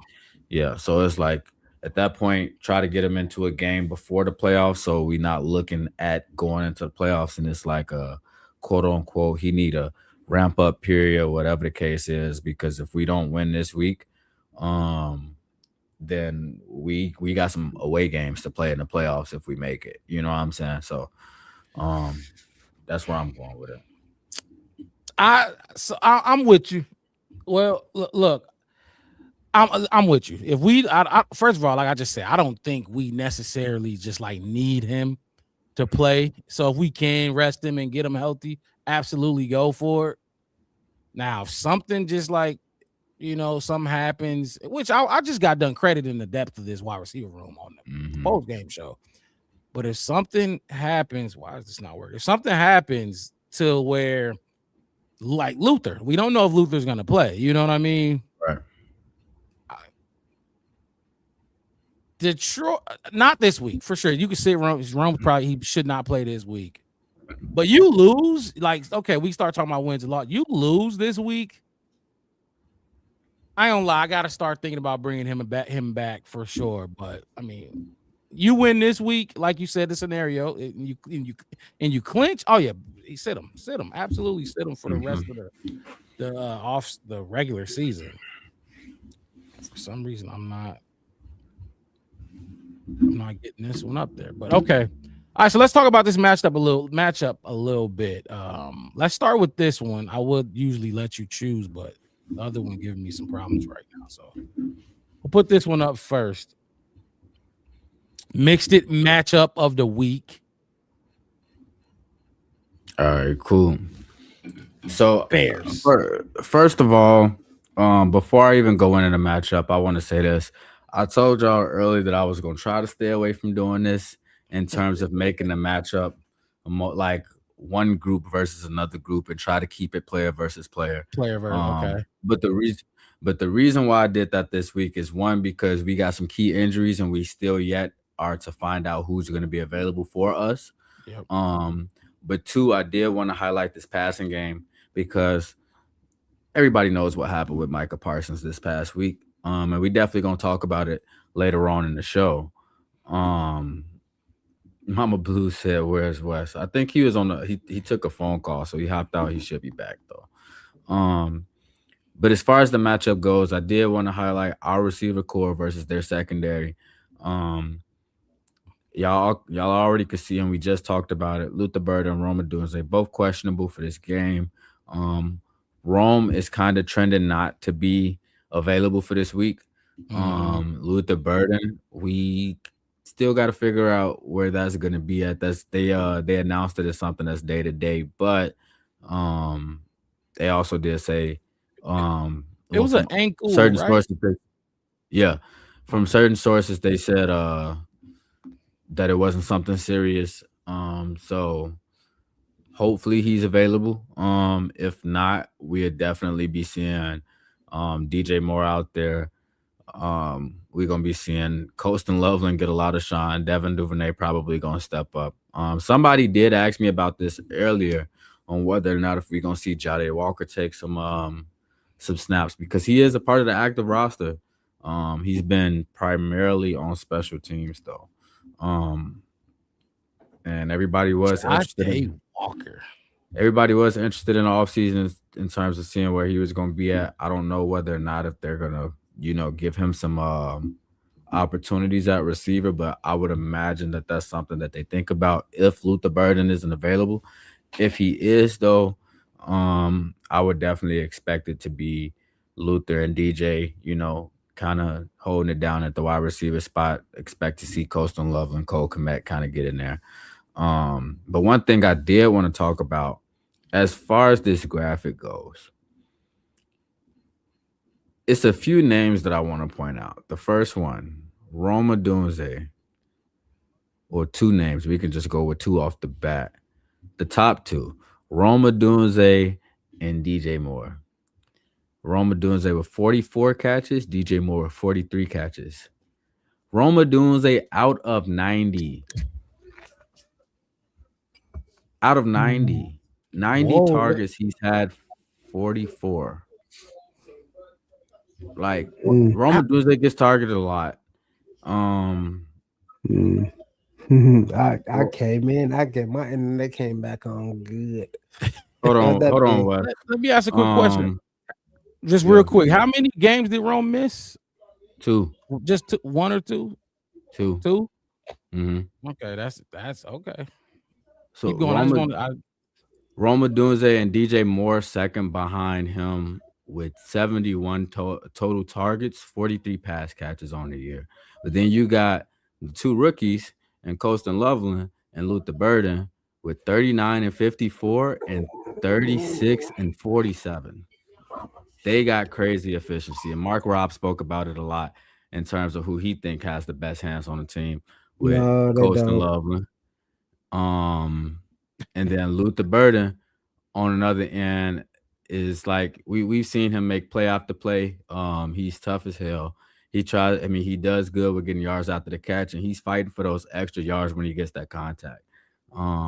They definitely earn they target share, and even more so, Caleb Williams has been, he's been comfortable giving them opportunities with the football. Let me finish, Wes.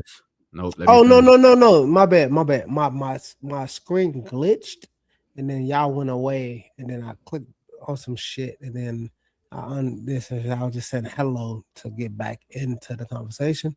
You got it.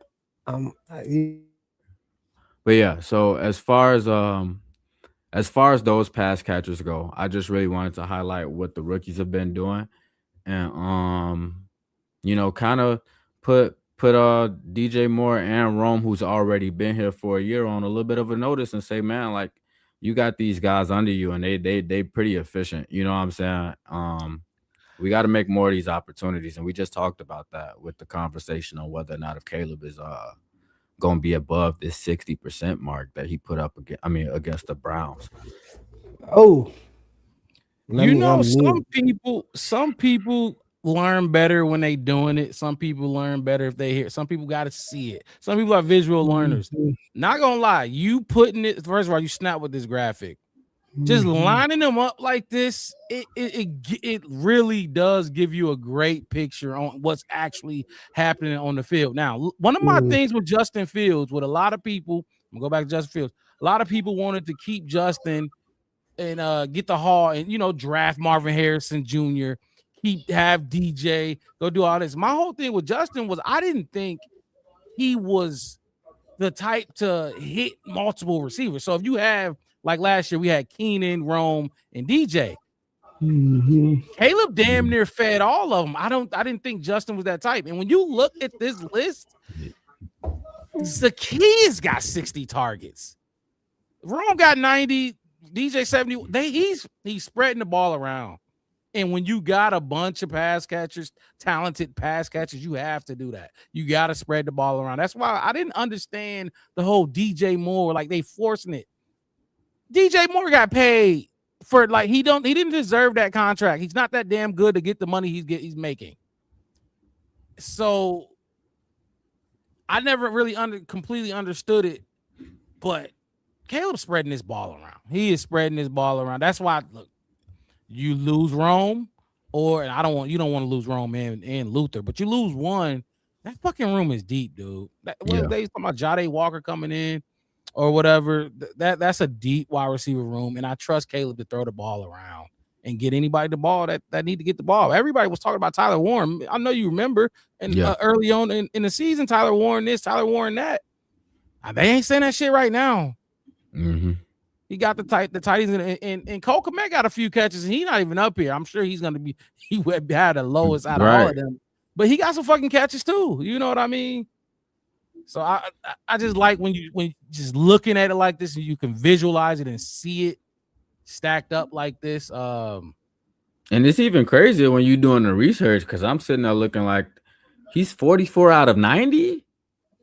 90? God, are you serious? You know what I'm saying? And then the second highest target share is DJ with 71. He's 19 passes down. You know what I'm saying? Like spreading like a virus is crazy as shit. Spreading like a virus is wild. That's a good time. What's your thoughts on the graphic? I can't. Because I know everybody gonna keep doing this, and they do this all the fucking time, and they keep coming. And I watch every team, and I went and I did this last year with Keenan Allen, and they're like, "Oh well, you know this number one, this and number one that," and it's like, yeah, if you go to most people's number 2, number 3, number 4, their target versus catch is so the percentage is so high is because they're utilized or their success for the ones who are successful are so it's like, all right, cool. I'll give you this much. And I'm gonna say this as a Chicago Bears fan. And as a Chicago fan, how many game winners did John Paxton or Steve Kerr hit in their lifetime? Where are you going? Nobody knows. Nobody knows, but we can count I 2. damn sure don't. We can count 2 when Jordan passed it to them and they won a championship in 2 different scenarios. Now we can go to Michael Jordan's game winners, and people are like, well, you know, he missed more game winners than he hit. And I'm like, yeah, he did. And he still averages on the percentage of more game winners tried than anybody else in sports history. In Tiger Woods on the golf course and everybody else, Michael Jordan still percentage is still higher than all of those people. So when you put out and you like, oh well, he got these many targets versus this, and it's like, well, yeah, he was number one on the thing. What are you trying to say, Wes? I'm losing you. Are you talking about Rome and his targets? Oh no, I'm talking about DJ. I'm talking about Caleb. I'm talking about Luther. Jordan. I'm not talking about Caleb at all. Caleb do what Caleb do. This is not a Caleb conversation. This is Caleb has to throw the ball to a bunch of fucking people. And he throws it to, and he's scheduled to throw it to certain people more often than not. So when you look at it, and you were saying like, oh, and I heard you say before I got off, like, well, this guy down here on the lower part of his ratio like a Luther Burton. That was Rome. It wasn't even Rome, actually. I'm lying. But it's like, oh well, yeah. His catch versus target ratio, he catches 75% and he averaged 27 yards, but he only got 20 targets and he caught it 20 times for 19 yards and 1 touchdown. You talking Luther? That's not how it works. If Luther gets more targets, he definitely have more drops for sure. Like if his targets go up, yeah. That's what I'm saying. it's You not gonna target stay him like more, he gonna that. drop it a little bit more. It's gonna be a little bit more. So when people sit here and tell me like, oh well, this like we did this like Wes, if you what? making a Rome argument, make the Rome argument. Shut the fuck up because It that's seemed not what like I'm you actually tiptoeing making. around the Rome argument. Go ahead. No, I'm just making the wide receiver argument because my Loveland jersey is gonna be here in like 22 days or something like that. I get it like Okay, let me January ask you a 2nd. question real I quick. love Wes. this graphic. I just want to say it again. I love this graphic. I I don't appreciate that. at all. It's a good vision. It because you could create Because you you can form put so OZ many in there opinions and you on then it. you should take OZ OZ out has and you should 60 put targets. Coleman. 60 I don't give a targets. fuck how many targets he had. Okay, well, All when right, you cool. ready to make the All graphics, right, Wes, cool. let me know. But I have a All right, question cool. for you. And you asked me a question. I said I don't Hold love it. on, I let me thought ask my Cole question Komet real should be quick. there before any of those Okay, guys. let me ask you my Fine. question real All right, quick. cool. Answer So your right question so I can now, shit on it. What? I'm just playing. I'm just fucking with you. Just the question. Ask me the so right question. now, Sorry. Rome is ranked 38th in at 38th in wide receivers in the league, right? Mm-hmm. And when you look at other wide receivers in the league, that has roughly the same amount of targets that he has. For example, DK Metcalf, 55 of 90. For Cole Komet, Mama Hold on, Boys. let me finish what I'm saying. I wasn't talking to you. I was talking to the comment that popped up. You got it. Keep going. Okay, so DK Metcalf, 55 of 90. Jalen Waddle, 59 of 90. Right? You got Devontae Smith, 66 of 96. These are three players that rank above him. Not directly above him, but they are obviously a little bit more efficient at about the same amount of targets. Right now, Rome is about 49.5% on his catches this year. So when you look at that, at him being at 49%, and I know we just talked about obviously if Luther's getting more Yeah, target share, pause. he's gonna have more, there's gonna be a bigger gap. But Rome is like when other receivers in this league that are getting around those same amount of targets, they putting up about 10, 11, 12, maybe 15 more catches than him in those same amount of targets. So what do Yep. you feel like Do they got DJ Moore? what Do do you they got feel like Rome? those No. players compare? I'm trying to figure out like I'm Hold on, Go ahead, ask your comparing him finish to the my question. guy. question. Hold on, All right, finish the cool. question. I hear the question, but go ahead and finish I'm it. trying to see Finish your what whole entire voice. finish So the question. what I'm trying to get at is that the other receivers that are getting about the same amount of targets are about 55 to 65% on their on their catch percentage. So with Rome being at about 49.5%, what's your argument for Rome in terms of that? Because you don't like the graphic and me highlighting that Rome is at where he's at. Can you relax? Yeah, It's well, my turn now. the graphic was just relax because Because it's throwing me I off. get That's where what you're make me going talk with it. I slow, get where you're right? But when going you're with doing it, stuff and I like get where this, you're going it's with throwing it. me off, and then I start stuttering and I sound a little bit slow. So just like let me Yeah, it's fine. It's okay. I sound slow all the time. I'm not the smartest person in the world, but I'm closer to being a genius than being stupid as fuck. And so are you. That's what somebody told me a long time ago. It's fine. So my whole thing is this. Yeah, there you go. Make your argument for Rome. My whole thing is this.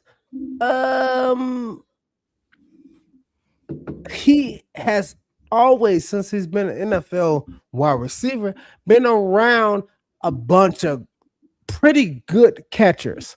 I won't say Hall of Famers. I'm not going to sit here and give like Keenan Allen was here last year. That's all. You know what I'm saying? You know what I'm saying? Like, and you got this, and you got OZ who just shitted on us last year. He caught 3 catches. I think he had like 47 or 56 yards against us when we played them last year as the Phil Mary happened against us. And then he comes in with Cole Komet, which nobody likes, and nobody likes. I'm not going to say that. I'm just going to say, which it's like you got Cole Komet, and then you got DJ Moore, and then you bring in Loveland. I was okay when there was Mercedes Lewis, who we know we're not gonna catch a fucking ball. All right, cool. And then you bring in Luther Burden. And then bring all these people wins. And he's like, yeah, he gets targeted these many times. Yes, because that's Caleb dude. Everybody says and everybody knows it. And then, most of the time, not of the time is that. So y'all can have that. Y'all can have that. And I'm not gonna be arguing about it. That's why I got a DJ Moore jersey. I got a Roma Dunze jersey. I got a Loveland jersey coming in. I got a Cole Kmet jersey coming in. I got all catchers jerseys coming into my house because I like the person that catches the ball. And I believe that. So for what you're saying, you're going to talk about, oh, well, this person is this. Remember Brian Thomas last year, Mark Rob? Remember Brian Thomas last year? He was the Jaguar guy who, oh yeah, he was way better. And we said, well, he was number one. Neighbors, oh well, you're number one. I guarantee you, if you swap any of these guys, TT this year, that's a Panther from Arizona who I know and I met and I had a beer with at the bar in Tucson, who I know. Like if the great wide receivers. But my whole thing is this: if you put them on the Bears, they will get 100 targets and they will catch 57 balls. So because you have you're to still give arguing. DJ, and you got this. You still got to give it to. You still give it. You still have to give. I'm not It is what it understand. is. No. I get what you're saying, but I'm not understanding where you are saying he's not being as efficient because he has other pass catchers that are. I don't get that argument because, like you said, like he's a number like DK Metcalf. He's the number one receiver for the Steelers, and he's at Can you hear me? 55. Can you hear me? He's at 55 out of 90. That's above 50%. That's probably closer to 60%. So I'm not really getting where you're going with in terms of that argument. Like, I don't really get where you're taking it. You think those guys are better than Roma I'm not Dunze saying. First of all, no. because of the Hold on, no. percentages? Let me That's what clarify. I'm Let me asking. no. What was the Let me names? clarify. I'm Say not the names. saying that I don't. I'm not saying that I would take any of these people over Roma Dunze. I like Roma Dunze and what he has to bring to the table. Fucking Roma shit. Dunze is my guy. God He's damn a it. bear, but I'm Fucking. always going to No, be sorry. that person that analyzes what my team has going on, so I can be critical Mhm. about where I feel like we need to get better. Look, Personally, where I feel is that Yeah. for Rome to be our number one receiver, you have to catch more than 49% of the balls. You know what I'm saying? Then you're wrong. So Then how you're wrong. come? We seeing other people that are Because literally ranked higher than him we that are have catching. five. We have five What good does that mean? receivers. What does that have to do with Two of your them are target number one share and what you're receivers. doing with it? Two of them are number two receivers, and we have one that is a good receiver. And then we have great tight ends. So I don't get what you're saying. You're cookie coding a football team, and that bothers me. Mixed it. Don't cookie What are you code talking football about? teams. What are you talking What about? you I'm just literally said. saying he's 44 All right, of tell me what you said. 90, and Okay. that's Look. less than 50%. That's not good. That's me Okay, reading cool. the stats to you. So This is what I would say. Go ahead, Mark. This is what I would say about this. It's obvious. It's simple. It's kind of like when we was talking about the whole Myles Garrett, Michael Parsons. We watching these games, fellas. We're watching everything. Rome's dropping passes. It's clear that right there. DJ has dropped passes. Luther's dropped passes. Rome has dropped more passes than what is this? Are we saying he's dropped more passes than we would like a number one wide receiver to drop? Is that what we saying? Or Oh no, I don't think because he didn't drop the most passes on the team. But okay, cool, yeah. I get what he has to do to be better. That's fine with me. My whole thing is this: he's on a team, just like TP said. Like Neighbors is this, and we said it in Mark Rob. We said it before this even started. Like he's the only thing you got, so he has to. Honestly, Wes, And nobody talk about how many passes compared to targets that Neighbors had. What's that stat look like? I'm not a See Giants what guy, I'm so saying? I'm never going to talk about what Neighbors have. But what I All will right, say cool. is this: You're not a football guy. what to me, to me, because my question to you originally was, what's your defense for Rome, right? My defense is To Rome is me, this, and we let have me a hold on, lot let of. me finish. All right, go, To go, me, go. what would have made sense was you to say, Uh, Caleb's got to put the ball in the right spot. Yeah, he's dropping some uh, passes, but at the same time, you just said he's not dropping the most on the team. I might agree with you on that fact, no. but Caleb Williams, we've talked about, he's at Mm-mm, 58% on the year. So if you're mm-mm. gonna say, hey, it's not all Rome's fault that he's 44 of 90, you gotta It attribute some of is that to, some. let me I finish. okay. You got to attribute some of that to Caleb and being inconsistent in terms of his accuracy.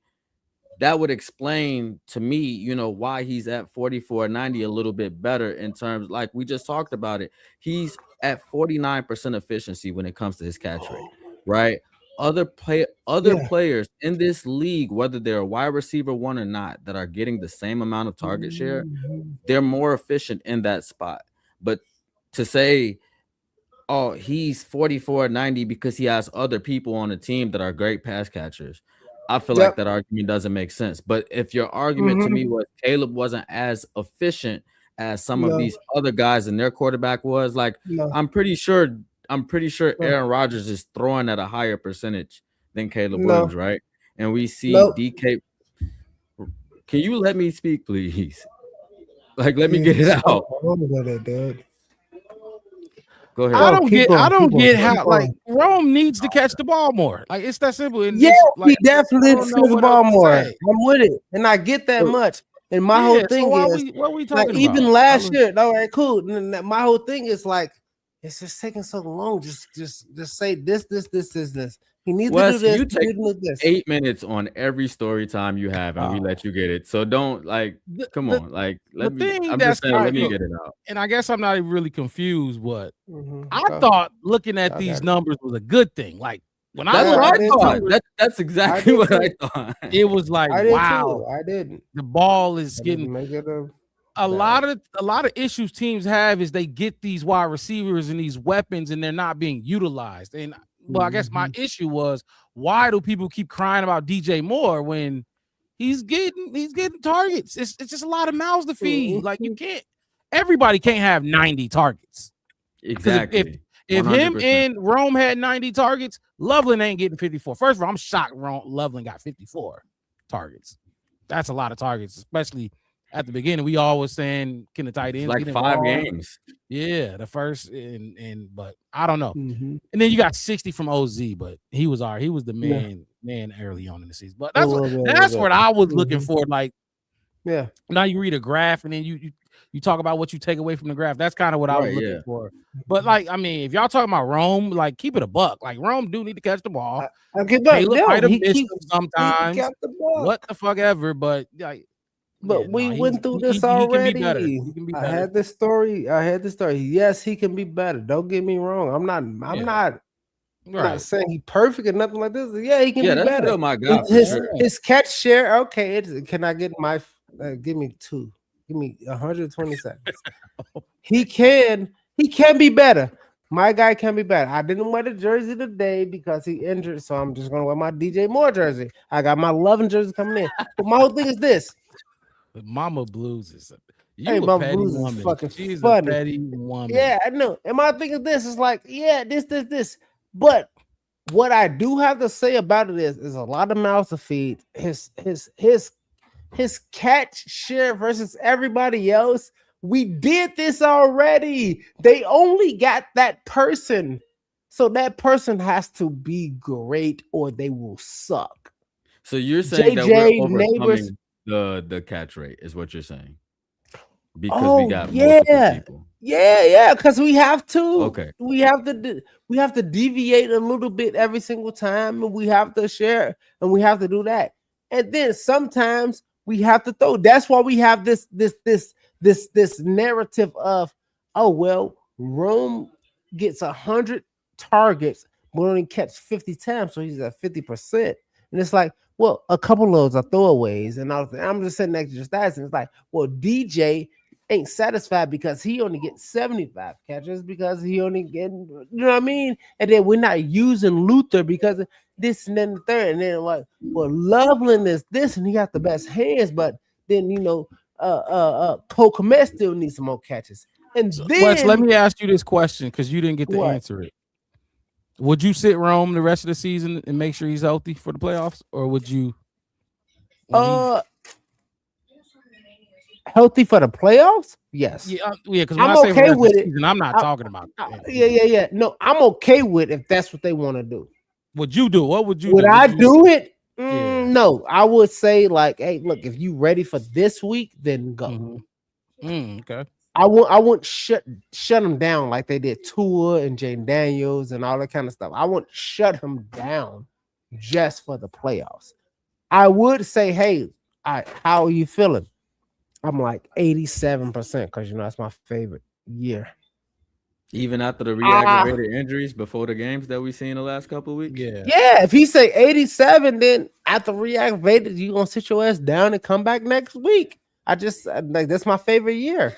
This year I was born. 87, no. Unless you come and you don't re-aggravate or nothing. That's a good like number that because he's on not that going to be week. 100%. He's not Right, exactly what I'm saying. That's what I'm saying. I know 87. Thank you, Mark Rob. I'm gonna hold you to that. I'm gonna figure out when I can take that and clip it. What you say? 87 was a good number. But my whole thing is this. I'm just joking. But my whole thing is like, hey, look, 87, and that's what I feel. All right, cool. Yeah. Sit down. You're not one. But if he is 100 and we just trying to make some hokey doke Harry Potter bullshit kind of no. He's not going to be 100. He got a broken bone in his foot. It's fine if he's 97 and he ain't ready to go. All right, fucking sit your ass down. I'm okay with it. I know and I believe this team is gonna make. I know and I believe that we're gonna make the playoffs. And then when the playoffs come, it's like, hey, look, you 97. I'm gonna rotate your ass in for routes. I'm gonna rotate you in for this. You know what I mean? I'm gonna mix you into the Kool-Aid. Yeah, what y'all got? Like ramping them up. I was gonna say, so this week, if we beat the Packers, and the Lions lose to the to the Steelers, we clinch a spot. Rome is most likely not going to be available this week. So if we clinch a playoff spot, are you still playing him before season end? Yes.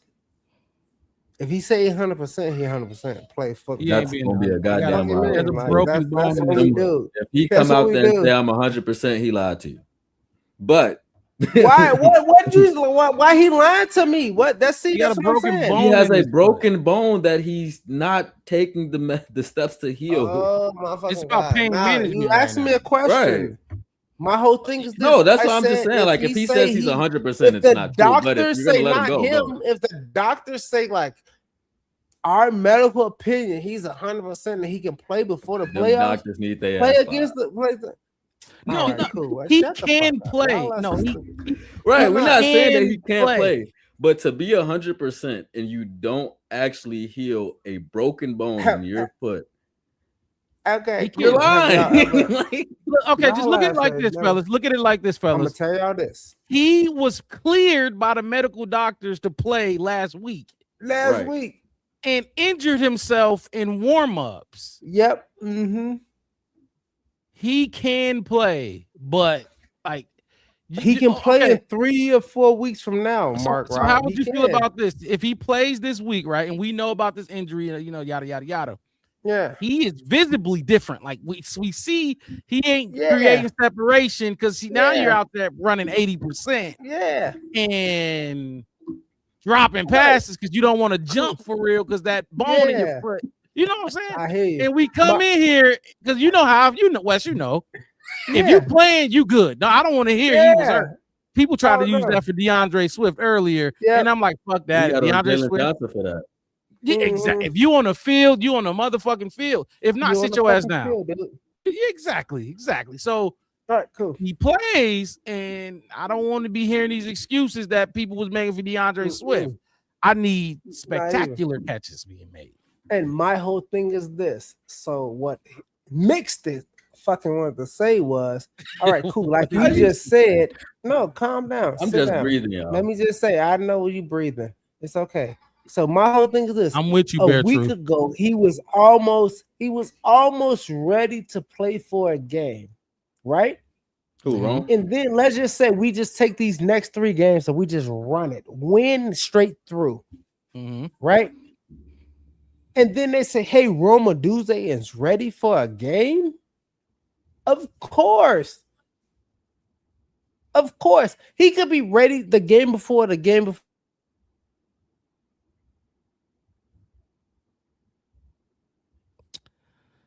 Okay, we lost. Yeah, we lost Wes. He might pop back in and like you might still hear him, but Like, yeah, Rome can go do it. there you That's go. what Like, you do. That's the fuck you do. You go be a big dog. Go be a big boy. Ooh, Rock, give him one. Marine Corps, go kill. Oh shit, y'all just popped it back on my screen. I didn't see y'all. Damn. yeah, nah, we Y'all you can hear cut me the out whole for time? us. Yeah, we got Good. you. Yeah, we got Nah, you cut out did y'all get completely the and then ass? you just pop back in. But we got you. Didn't I just Yeah, pop we back can hear you in? now. No, y'all with circles on my screen, and then I just went kind of in. But my whole thing is like, yeah, fine. And people want to say, oh well, he has his cat share and this and these other people. All right, fine, Like, fuck it. Wes, what I did don't you care. do? Like, look at this. What? I ain't ever used this type of layout before. You see this? I've never used this before. Ever. But I use this one or what is the other one? This one. But what? Hold on, watch this. What is that? Am I the only one seeing this, or No, I see is it too. it You got it all regular on split y'all up. screen? No, it's absolutely not. I went away. I was just frozen We looking in at the other same whatnot. spots, but we But not. it's like a not the gap same size. between me and Wes Yeah. is weird. I don't know. Wes was Yeah, in I here don't know. And I was playing just around. gapped out. Y'all just turned into circles and y'all just went the fuck away for But me. no, so let me wrap this up and put a bow It's on it. Do not y'all like working. It's y'all fucking got not working. anything else y'all want to say about this graphic? Because this graphic was supposed to be compared to the Packers guys. You know, like remember that's what the Because mix we and don't match that's fucking what care. we do. Yeah, I And we no. preview this matchup. I just want 'Cause to state y'all the is fact that the entire unfucking time we believe. had this Rome conversation, nobody said that he's been playing on a stress fracture. And that's probably part of the reason why he ain't been as efficient. He Either. been doing that I shit would since have like took week that 4. exactly. So what? Exactly. Or like No, 5 it's not touchdowns even since what then. Wes. Wait, That's say it one more exactly time. that. So because Doing Wes when 2, I 3, asked 4?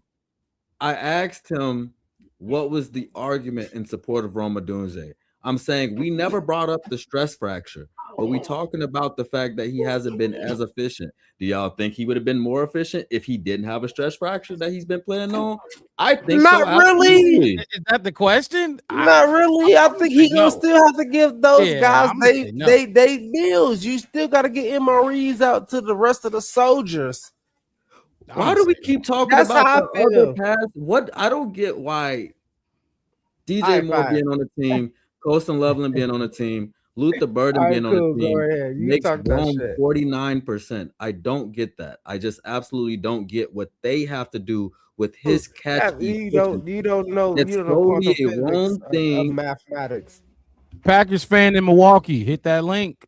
Jump Hey, what in. Hit up? the link. We are opening the Good door for you. for you to come on the show and represent your team. So I don't know. if you would Over like to do that, in 6 do years that. Keep going. means nothing because it's I just 1 and don't. 5. I'm It's just against. not understand. I'm just. And Mark Rob, maybe you understand it differently than what I'm understanding.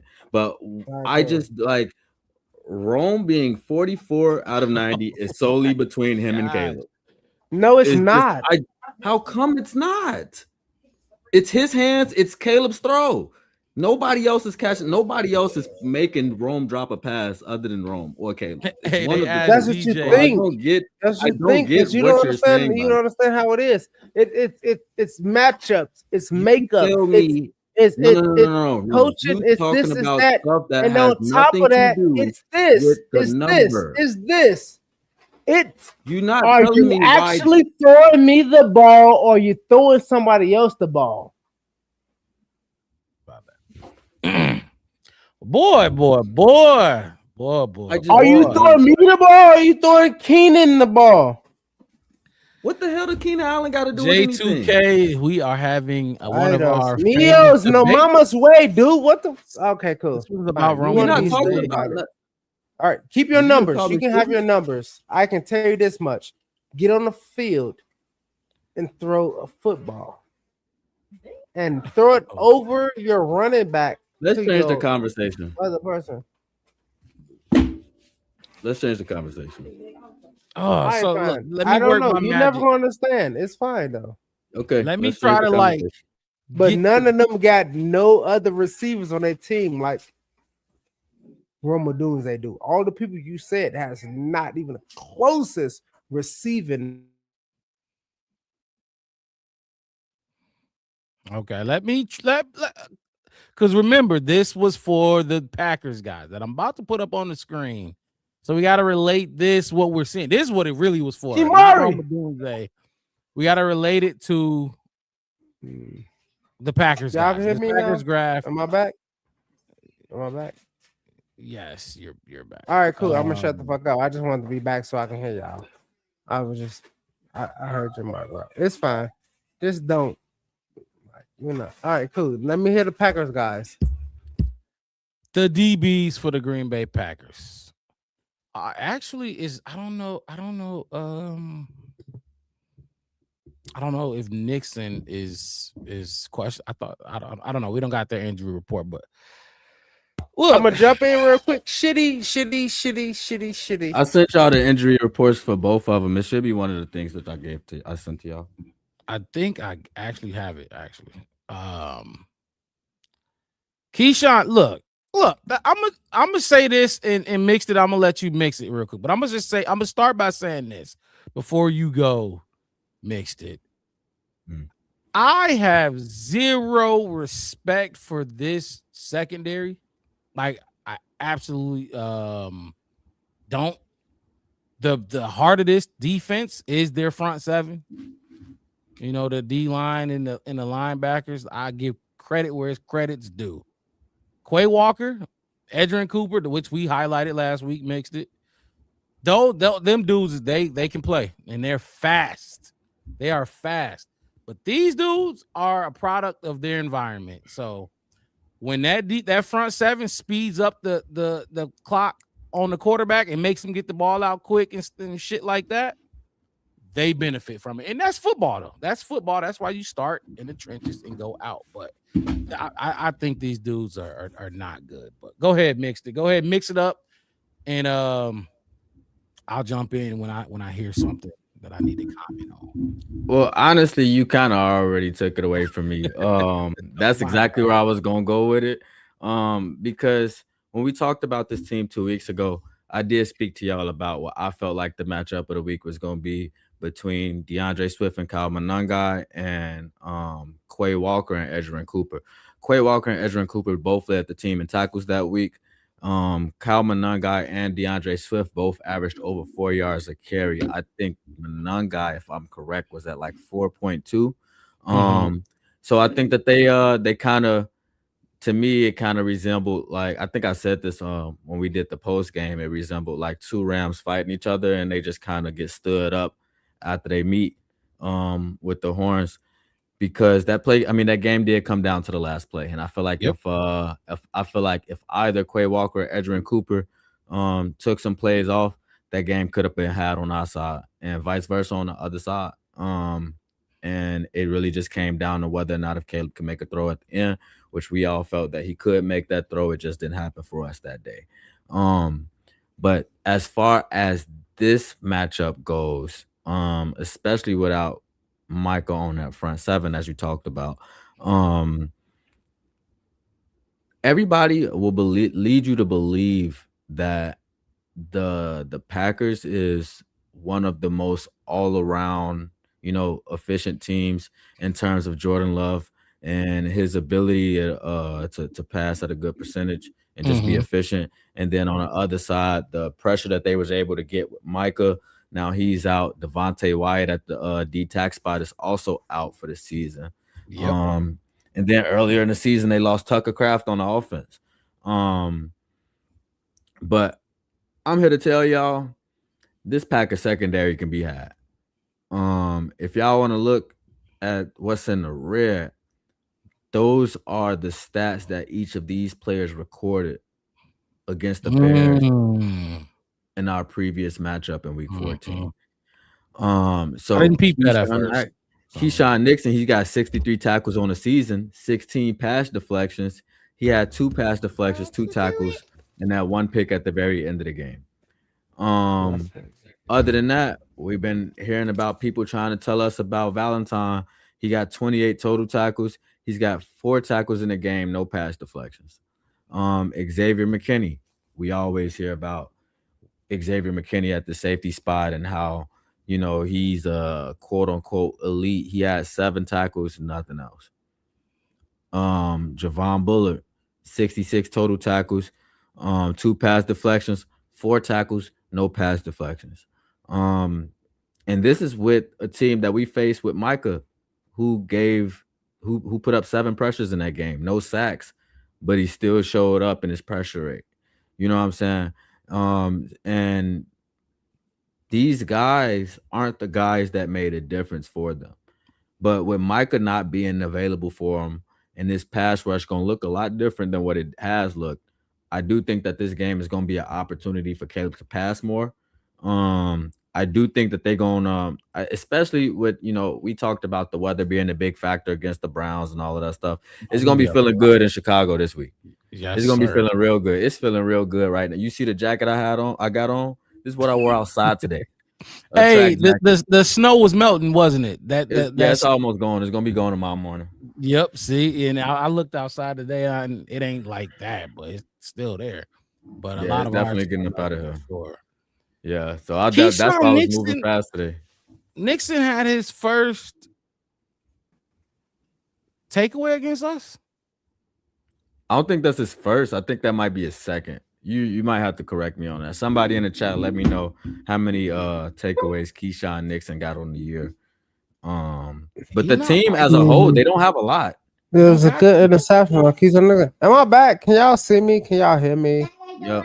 I've been loud and proud, Wes. Yeah, I've been in and out. I'm leaving in and out. I gotta suck on my daughter.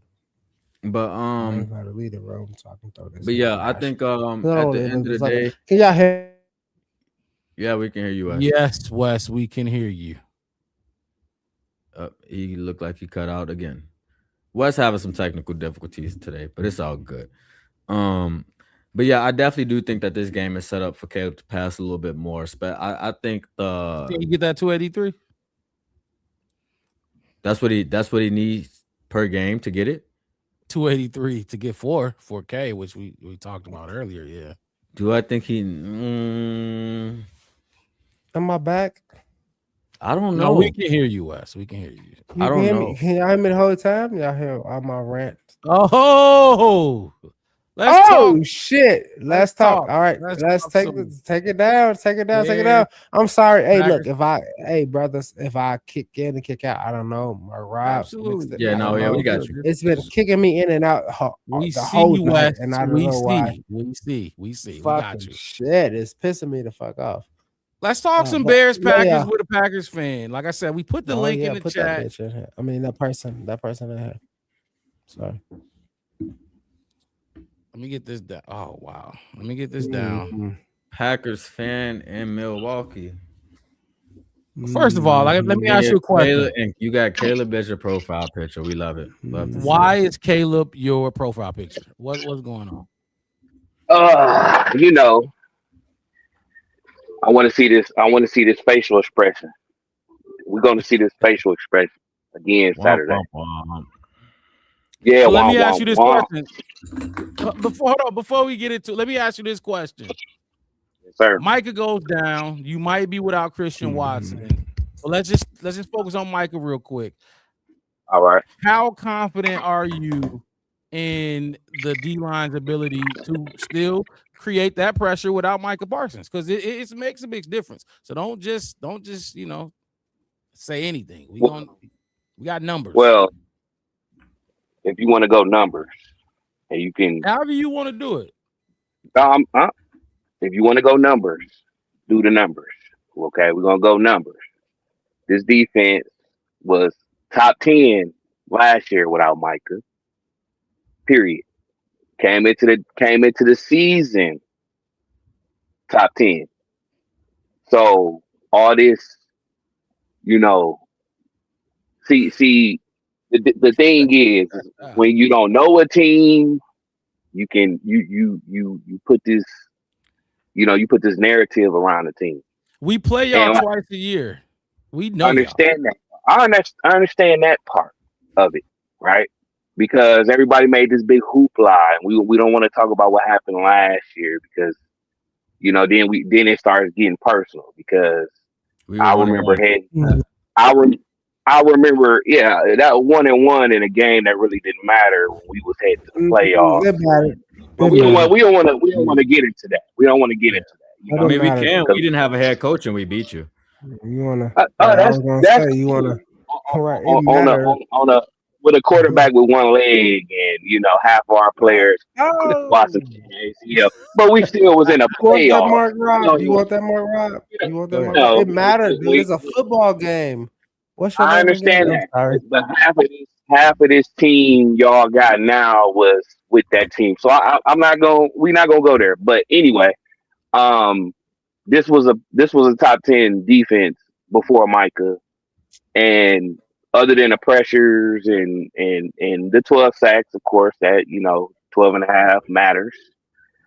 But as our defensive coordinator specified today, without Michael, you run a totally different defense.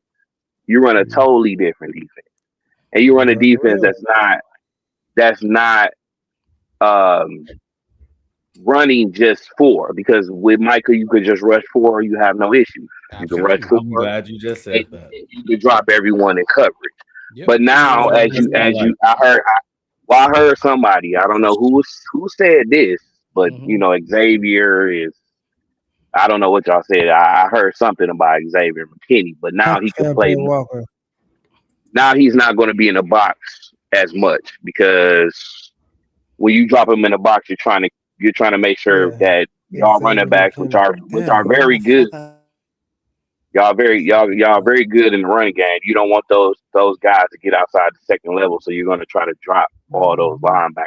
I mean those safeties, and you're gonna what I mean. You're gonna fill the box and all that type of stuff. So now you're gonna have them more in center field. When McKinney had 9 interceptions last year, he played more center field, so you won't have to drop them back in the box. Now we go into the offense. Christian Watson was full participant today. Hold on, You can before you go to Hold the on. Before you go go to to the the offense, let me ask you a question okay. real quick. We good. Go ahead. So, You ain't finna say all that we and just talked skate about. past it. Well, yeah. So you talked about this defense got to look a little bit different. I got two questions I want to ask you. Because you said last year you said y'all were a top 10 defense. Yeah. Coming into this year, what pieces changed for y'all outside of bringing on Micah Parsons? What part of that deep? Because y'all didn't come back. Like when we talked about when it was draft time and stuff like that, y'all didn't really do anything to shore up y'all Nikki said secondary. hi. I mean, yeah, we didn't, So and so that's to me, that's our Achilles heel. so do you feel like y'all would have been a top 10 defense still without Micah? Um, Honestly, I trust the coordinator. Okay. Last game was entirely too much zone. We cannot play zone. Period. Nixon, uh, Valentine are not zone. They want to be physical. That's why they get a lot of interference calls. They get a lot of holding calls. They do want to be physical, and a Okay. lot of times they are too physical. Now let me ask you one more question. What up, Tom Burrows? Nice to see you, So bro. Tom Burrows, what's up? Thank you for hopping in the chat. Real quick, Packers fan, let me ask you this question. So Screen up again, and here. I this want to be defense got out to there. look a I little want bit to face different. in Y'all this definitely bitch. y'all are gonna have to do things a little. First of all, y'all move Micah Parsons around a lot. Y'all were able to generate a lot of pressure. He put up 12 and a half sacks in the games that he played. Now y'all don't have that, and you just talked about that y'all defense is gonna have to look different, especially from a front seven standpoint. So what do you feel like y'all are going to do differently in this game in order to generate that pressure? Because it's like we just looked at it. Micah Parsons put up 22% pressure rate against the Bears, 22.6 What's against his the name? Bears in What's his week name? 14. Packers fan. Packers fan. Mick. What is I could say because Packers fan in Milwaukee. Hold on real quick. Packers fans, Milwaukee. Hey, look, you walked into the Hold on, let me Marcus finish real quick. Mystic Pentagon. Hey, look, you gonna have to have some answers Hold for on, these let him keep going, keep going. Oh no, I was joking. Sorry. Real quick. So what do you feel like y'all are gonna have to do differently to generate pressure this game without Michael Parsons? And Mark Rob, I'm gonna ask you a question after he answers it because I feel like we've seen firsthand what they got to do and what we've done. How Dennis Allen has, how he has quote unquote compensated for the lack of pass rush we getting off of our D line. And what he's done in terms of the simulated pressures and bringing extra men and stuff like that. I'm wondering what Packers fan thinks that their game is going to have to look like.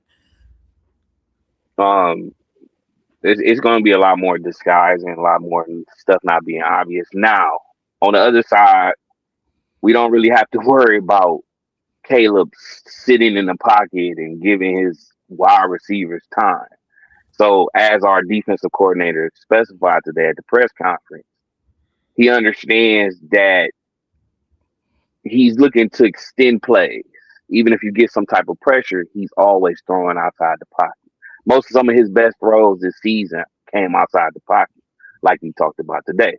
So you want to get man up and you want to make sure that you're getting those safeties to follow. So you're going to see a different look from them. It's not going to be as much zone because you're sitting back there and now you realize that this guy's not going to sit in the pocket or he's not going to get the ball out quick. All of Caleb plays, even when you watch the Browns game, he's going to run sideline to sideline. So all you got to do is keep a man on these men. And Valentine and Nix are two of the fastest corners. You can look it up too. I ain't just. They're two of the fastest corners. We don't have to worry about Rome. Mostly DJ Moore and Loveland. No problem. I'm not really worried about what we have to do. Oh, bro, we not worried about what we have to do. It's just knowing what you're going to do. And that's more what the specifications of what the defensive coordinator said today. He understands that these plays are going to get extended. So you have to you can't play zone with you can't play zone. Period. You can't play zone Y'all against got the the secondary that'll be able to play step for step with our receiver core. I mean, that's what they want to do. They're mixing physical, and I mean they're two of the best man. Packers are one of the best man to man next to the Broncos, next to the Seahawks. You can look this stuff up. Not just blowing smoke to y'all. We're one of the worst zone defenses in the league. Against the zone, we get toasted. That's what the Broncos did. That's what y'all was doing most of the game because the pressure wasn't getting there. But we ain't gonna talk about why the pressure wasn't getting there. But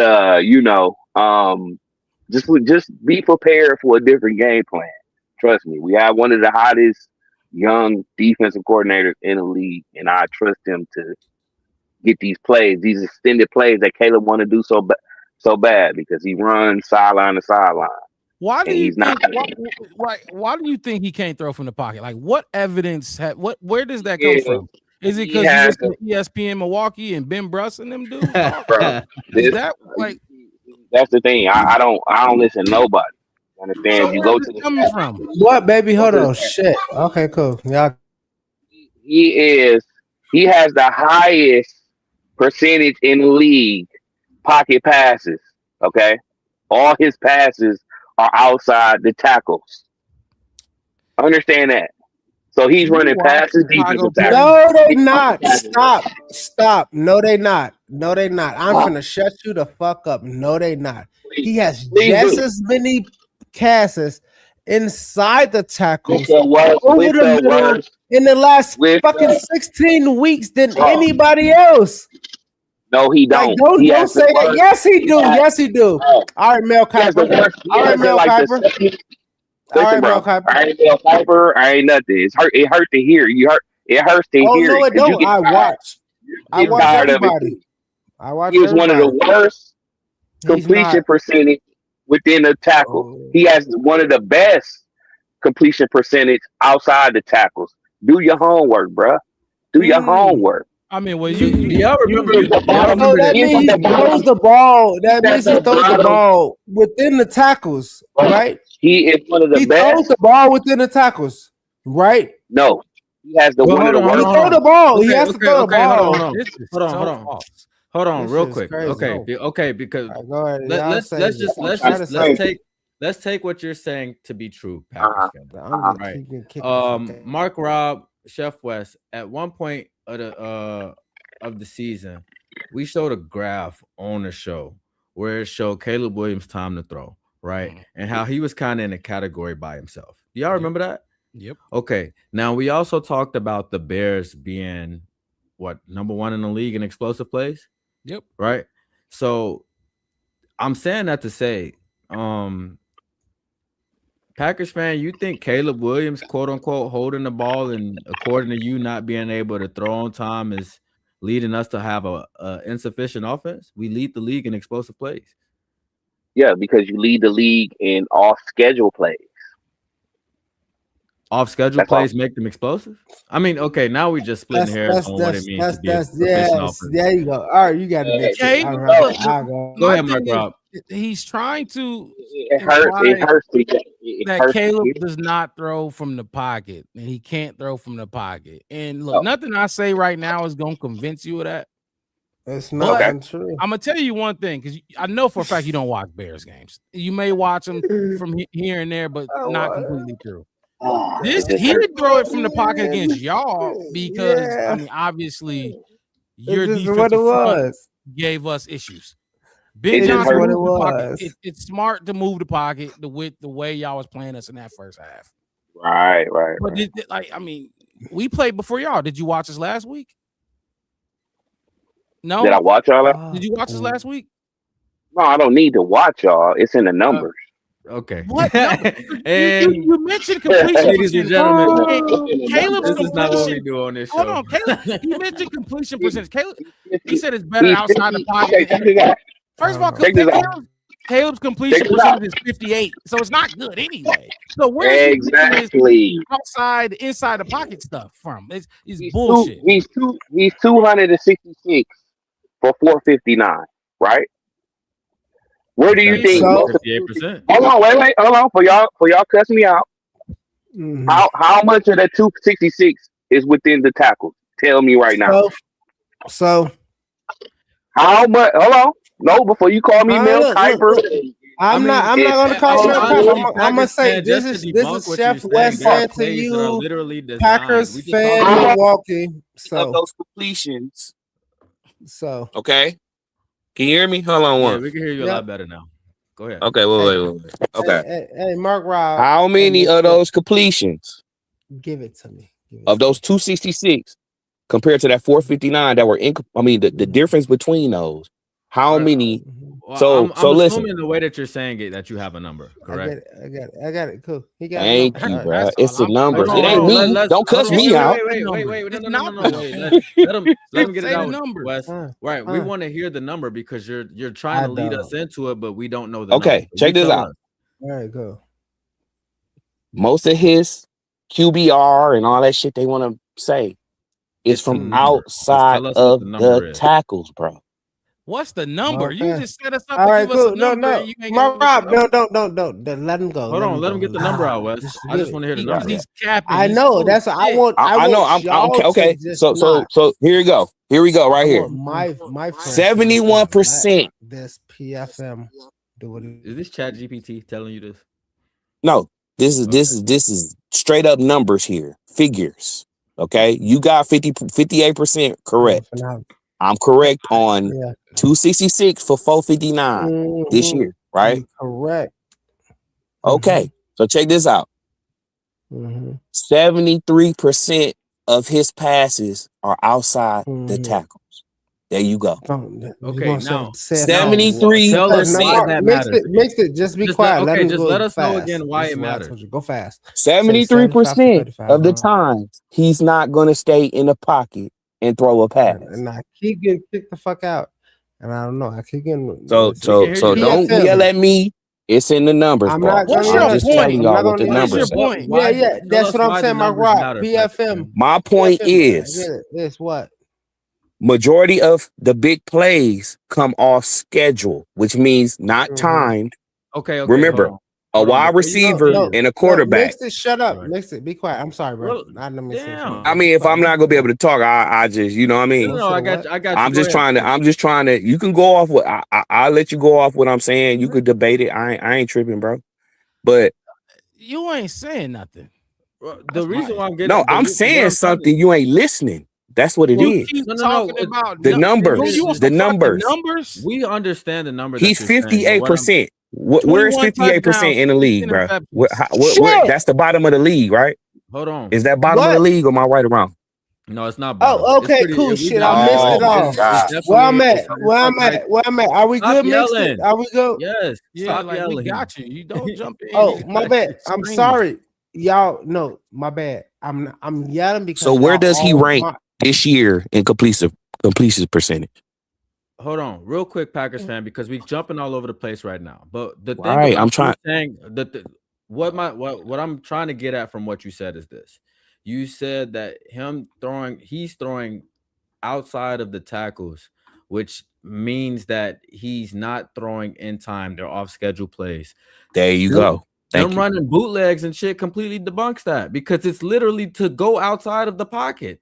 But remember, a play is about time. A play is a play about timing. Boot is, but that's outside of the pocket. That's outside of the tackles. The moment But that that's he an runs a off-schedule bootleg, play. It's not that's not off. It's Oh literally my Oh, designed do to you go know what outside off-schedule of the mean? pocket. No, you don't know what off schedule mean because that's part of the play design. So let me learn you some football real quick. A bootleg is when they roll out typically after a play action. It's not going to be inside the tackles. That's like a play, right?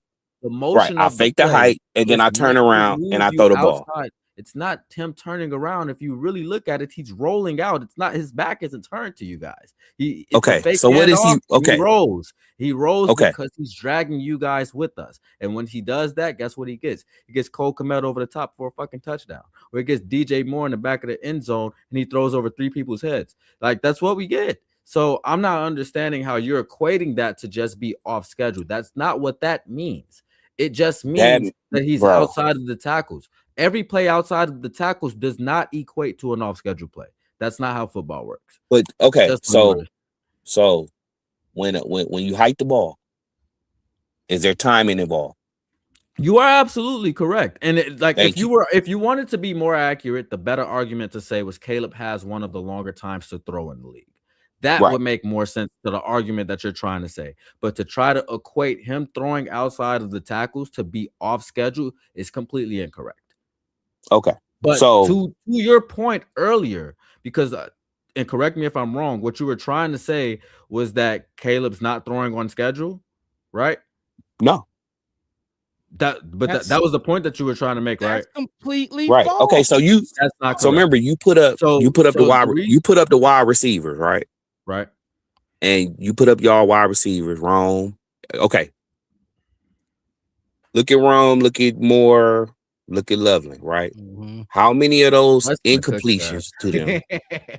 How many of those targets was because he had because Caleb has one of the lowest accuracies. He's inaccurate, right? Yep. Completions percentage is low. What is that from overthrown balls? Be like that. Yeah, so okay, so now Right. because we actually watch the games and stuff, you just told us that you don't. So He Caleb said Williams Tuesday, has over the course of the year has had some instances where he's throwing inaccurate. He's also had other instances where he's got receivers that aren't catching passes, etc., stuff like that. I'm not understanding you trying to make like him.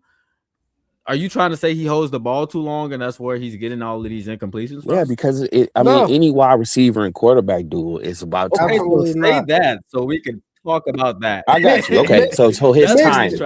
Hold the ball. Can I Not get it? stand Can in I the get? No, let Can pocket. I him get get it out, 30? Wes.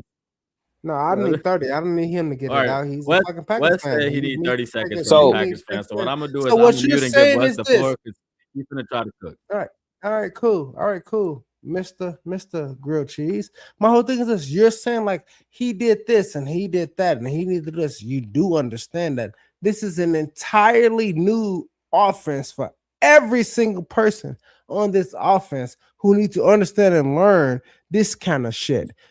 Okay. You from being a Milwaukeean who your quarterback has been in that offense for what fucking 4 or 5 years before he even So touched the starting what do you want role. to do? You want to see No, Jordan Love's no, no, no, completion no, no, no, percentage and no, no, shit no, from no, year no, one? no, Oh, if you no. want I to do don't give a that, fuck about Okay, Jordan Love. then. I don't give a fuck about that. let's pull I up Okay, am some I bet telling you you Packers don't this. passing because you yards. don't want I to see don't those care. numbers. I don't care. I don't care because You don't. he's nah. Oh, we're gonna talk All about right, it. Nah, cool. you don't He's a, even he's. want to Hey, do look. that. Hey, look. I can tell you this much: Jordan Love is a grilled cheese challenge. Caleb Williams is You could call Italian them beef. grilled cheese. You could Double call them dip. whatever it Hey, is. it's fine. It's all right. Hey, 4-0 in the hey, division. PFM. I'm gonna give you this, and I'm gonna let you 5-1 save. I'm against gonna let you y'all. So I save. don't want to go there. Yeah, that's Okay, hold cool. on. 5-1 That's against great. y'all. That's good. Okay, That's great. 5-1, Jack. So I'm tell Caleb catch answering your up, bro. question. this, So don't I'm go answering your there. question. all right, Oh, Packers fan. We're gonna talk about something it's real no quick. ketchup in Wisconsin. It's It okay. ain't gotta be It's catch up. fine. You can see this Cause I graph. I mean, ain't, we ain't this gonna worry chart Look about at he's this. catching looking up. at. Look at this. Hold Look on, at. hold on, I Wes. mean, Hold on, Wes. I don't Hold want on, to. Wes. Packers fan, go ahead, real quick. You can see this, right? I just want to make sure you can Oh see it my before we fucking talk god! about it. I am Yeah, you talking done. about the comparison? Y'all got it. Yeah, Y'all this got is it. what Y'all you was got just it. talking about, Wes. When we look at this list, because it sounds like you feel like Caleb Williams and Jordan Love is pretty far off from apart from each other. But They if you look at not. this list, They not. if you look at Jordan this Love list, sucks. He's a let's hold on, fucking Wes. salty ass.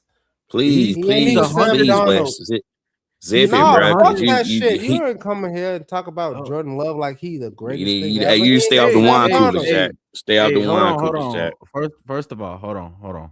Relax. Everybody Calm relax. down. Take a little chill pill. You included, Packers fan. That's my co-host. All right, He good. relax. But let me ask you a quick question though, because you just said that they're pretty far apart. Tell me why your year 6 quarterback only has 154 more yards than my year 2 Well, quarterback. Hold on. let's look. Tell me why your year 6 quarterback only has 2 more touchdown passes than my year 2 quarterback. Tell me Okay, hold on. also how that's not pictured on this graph.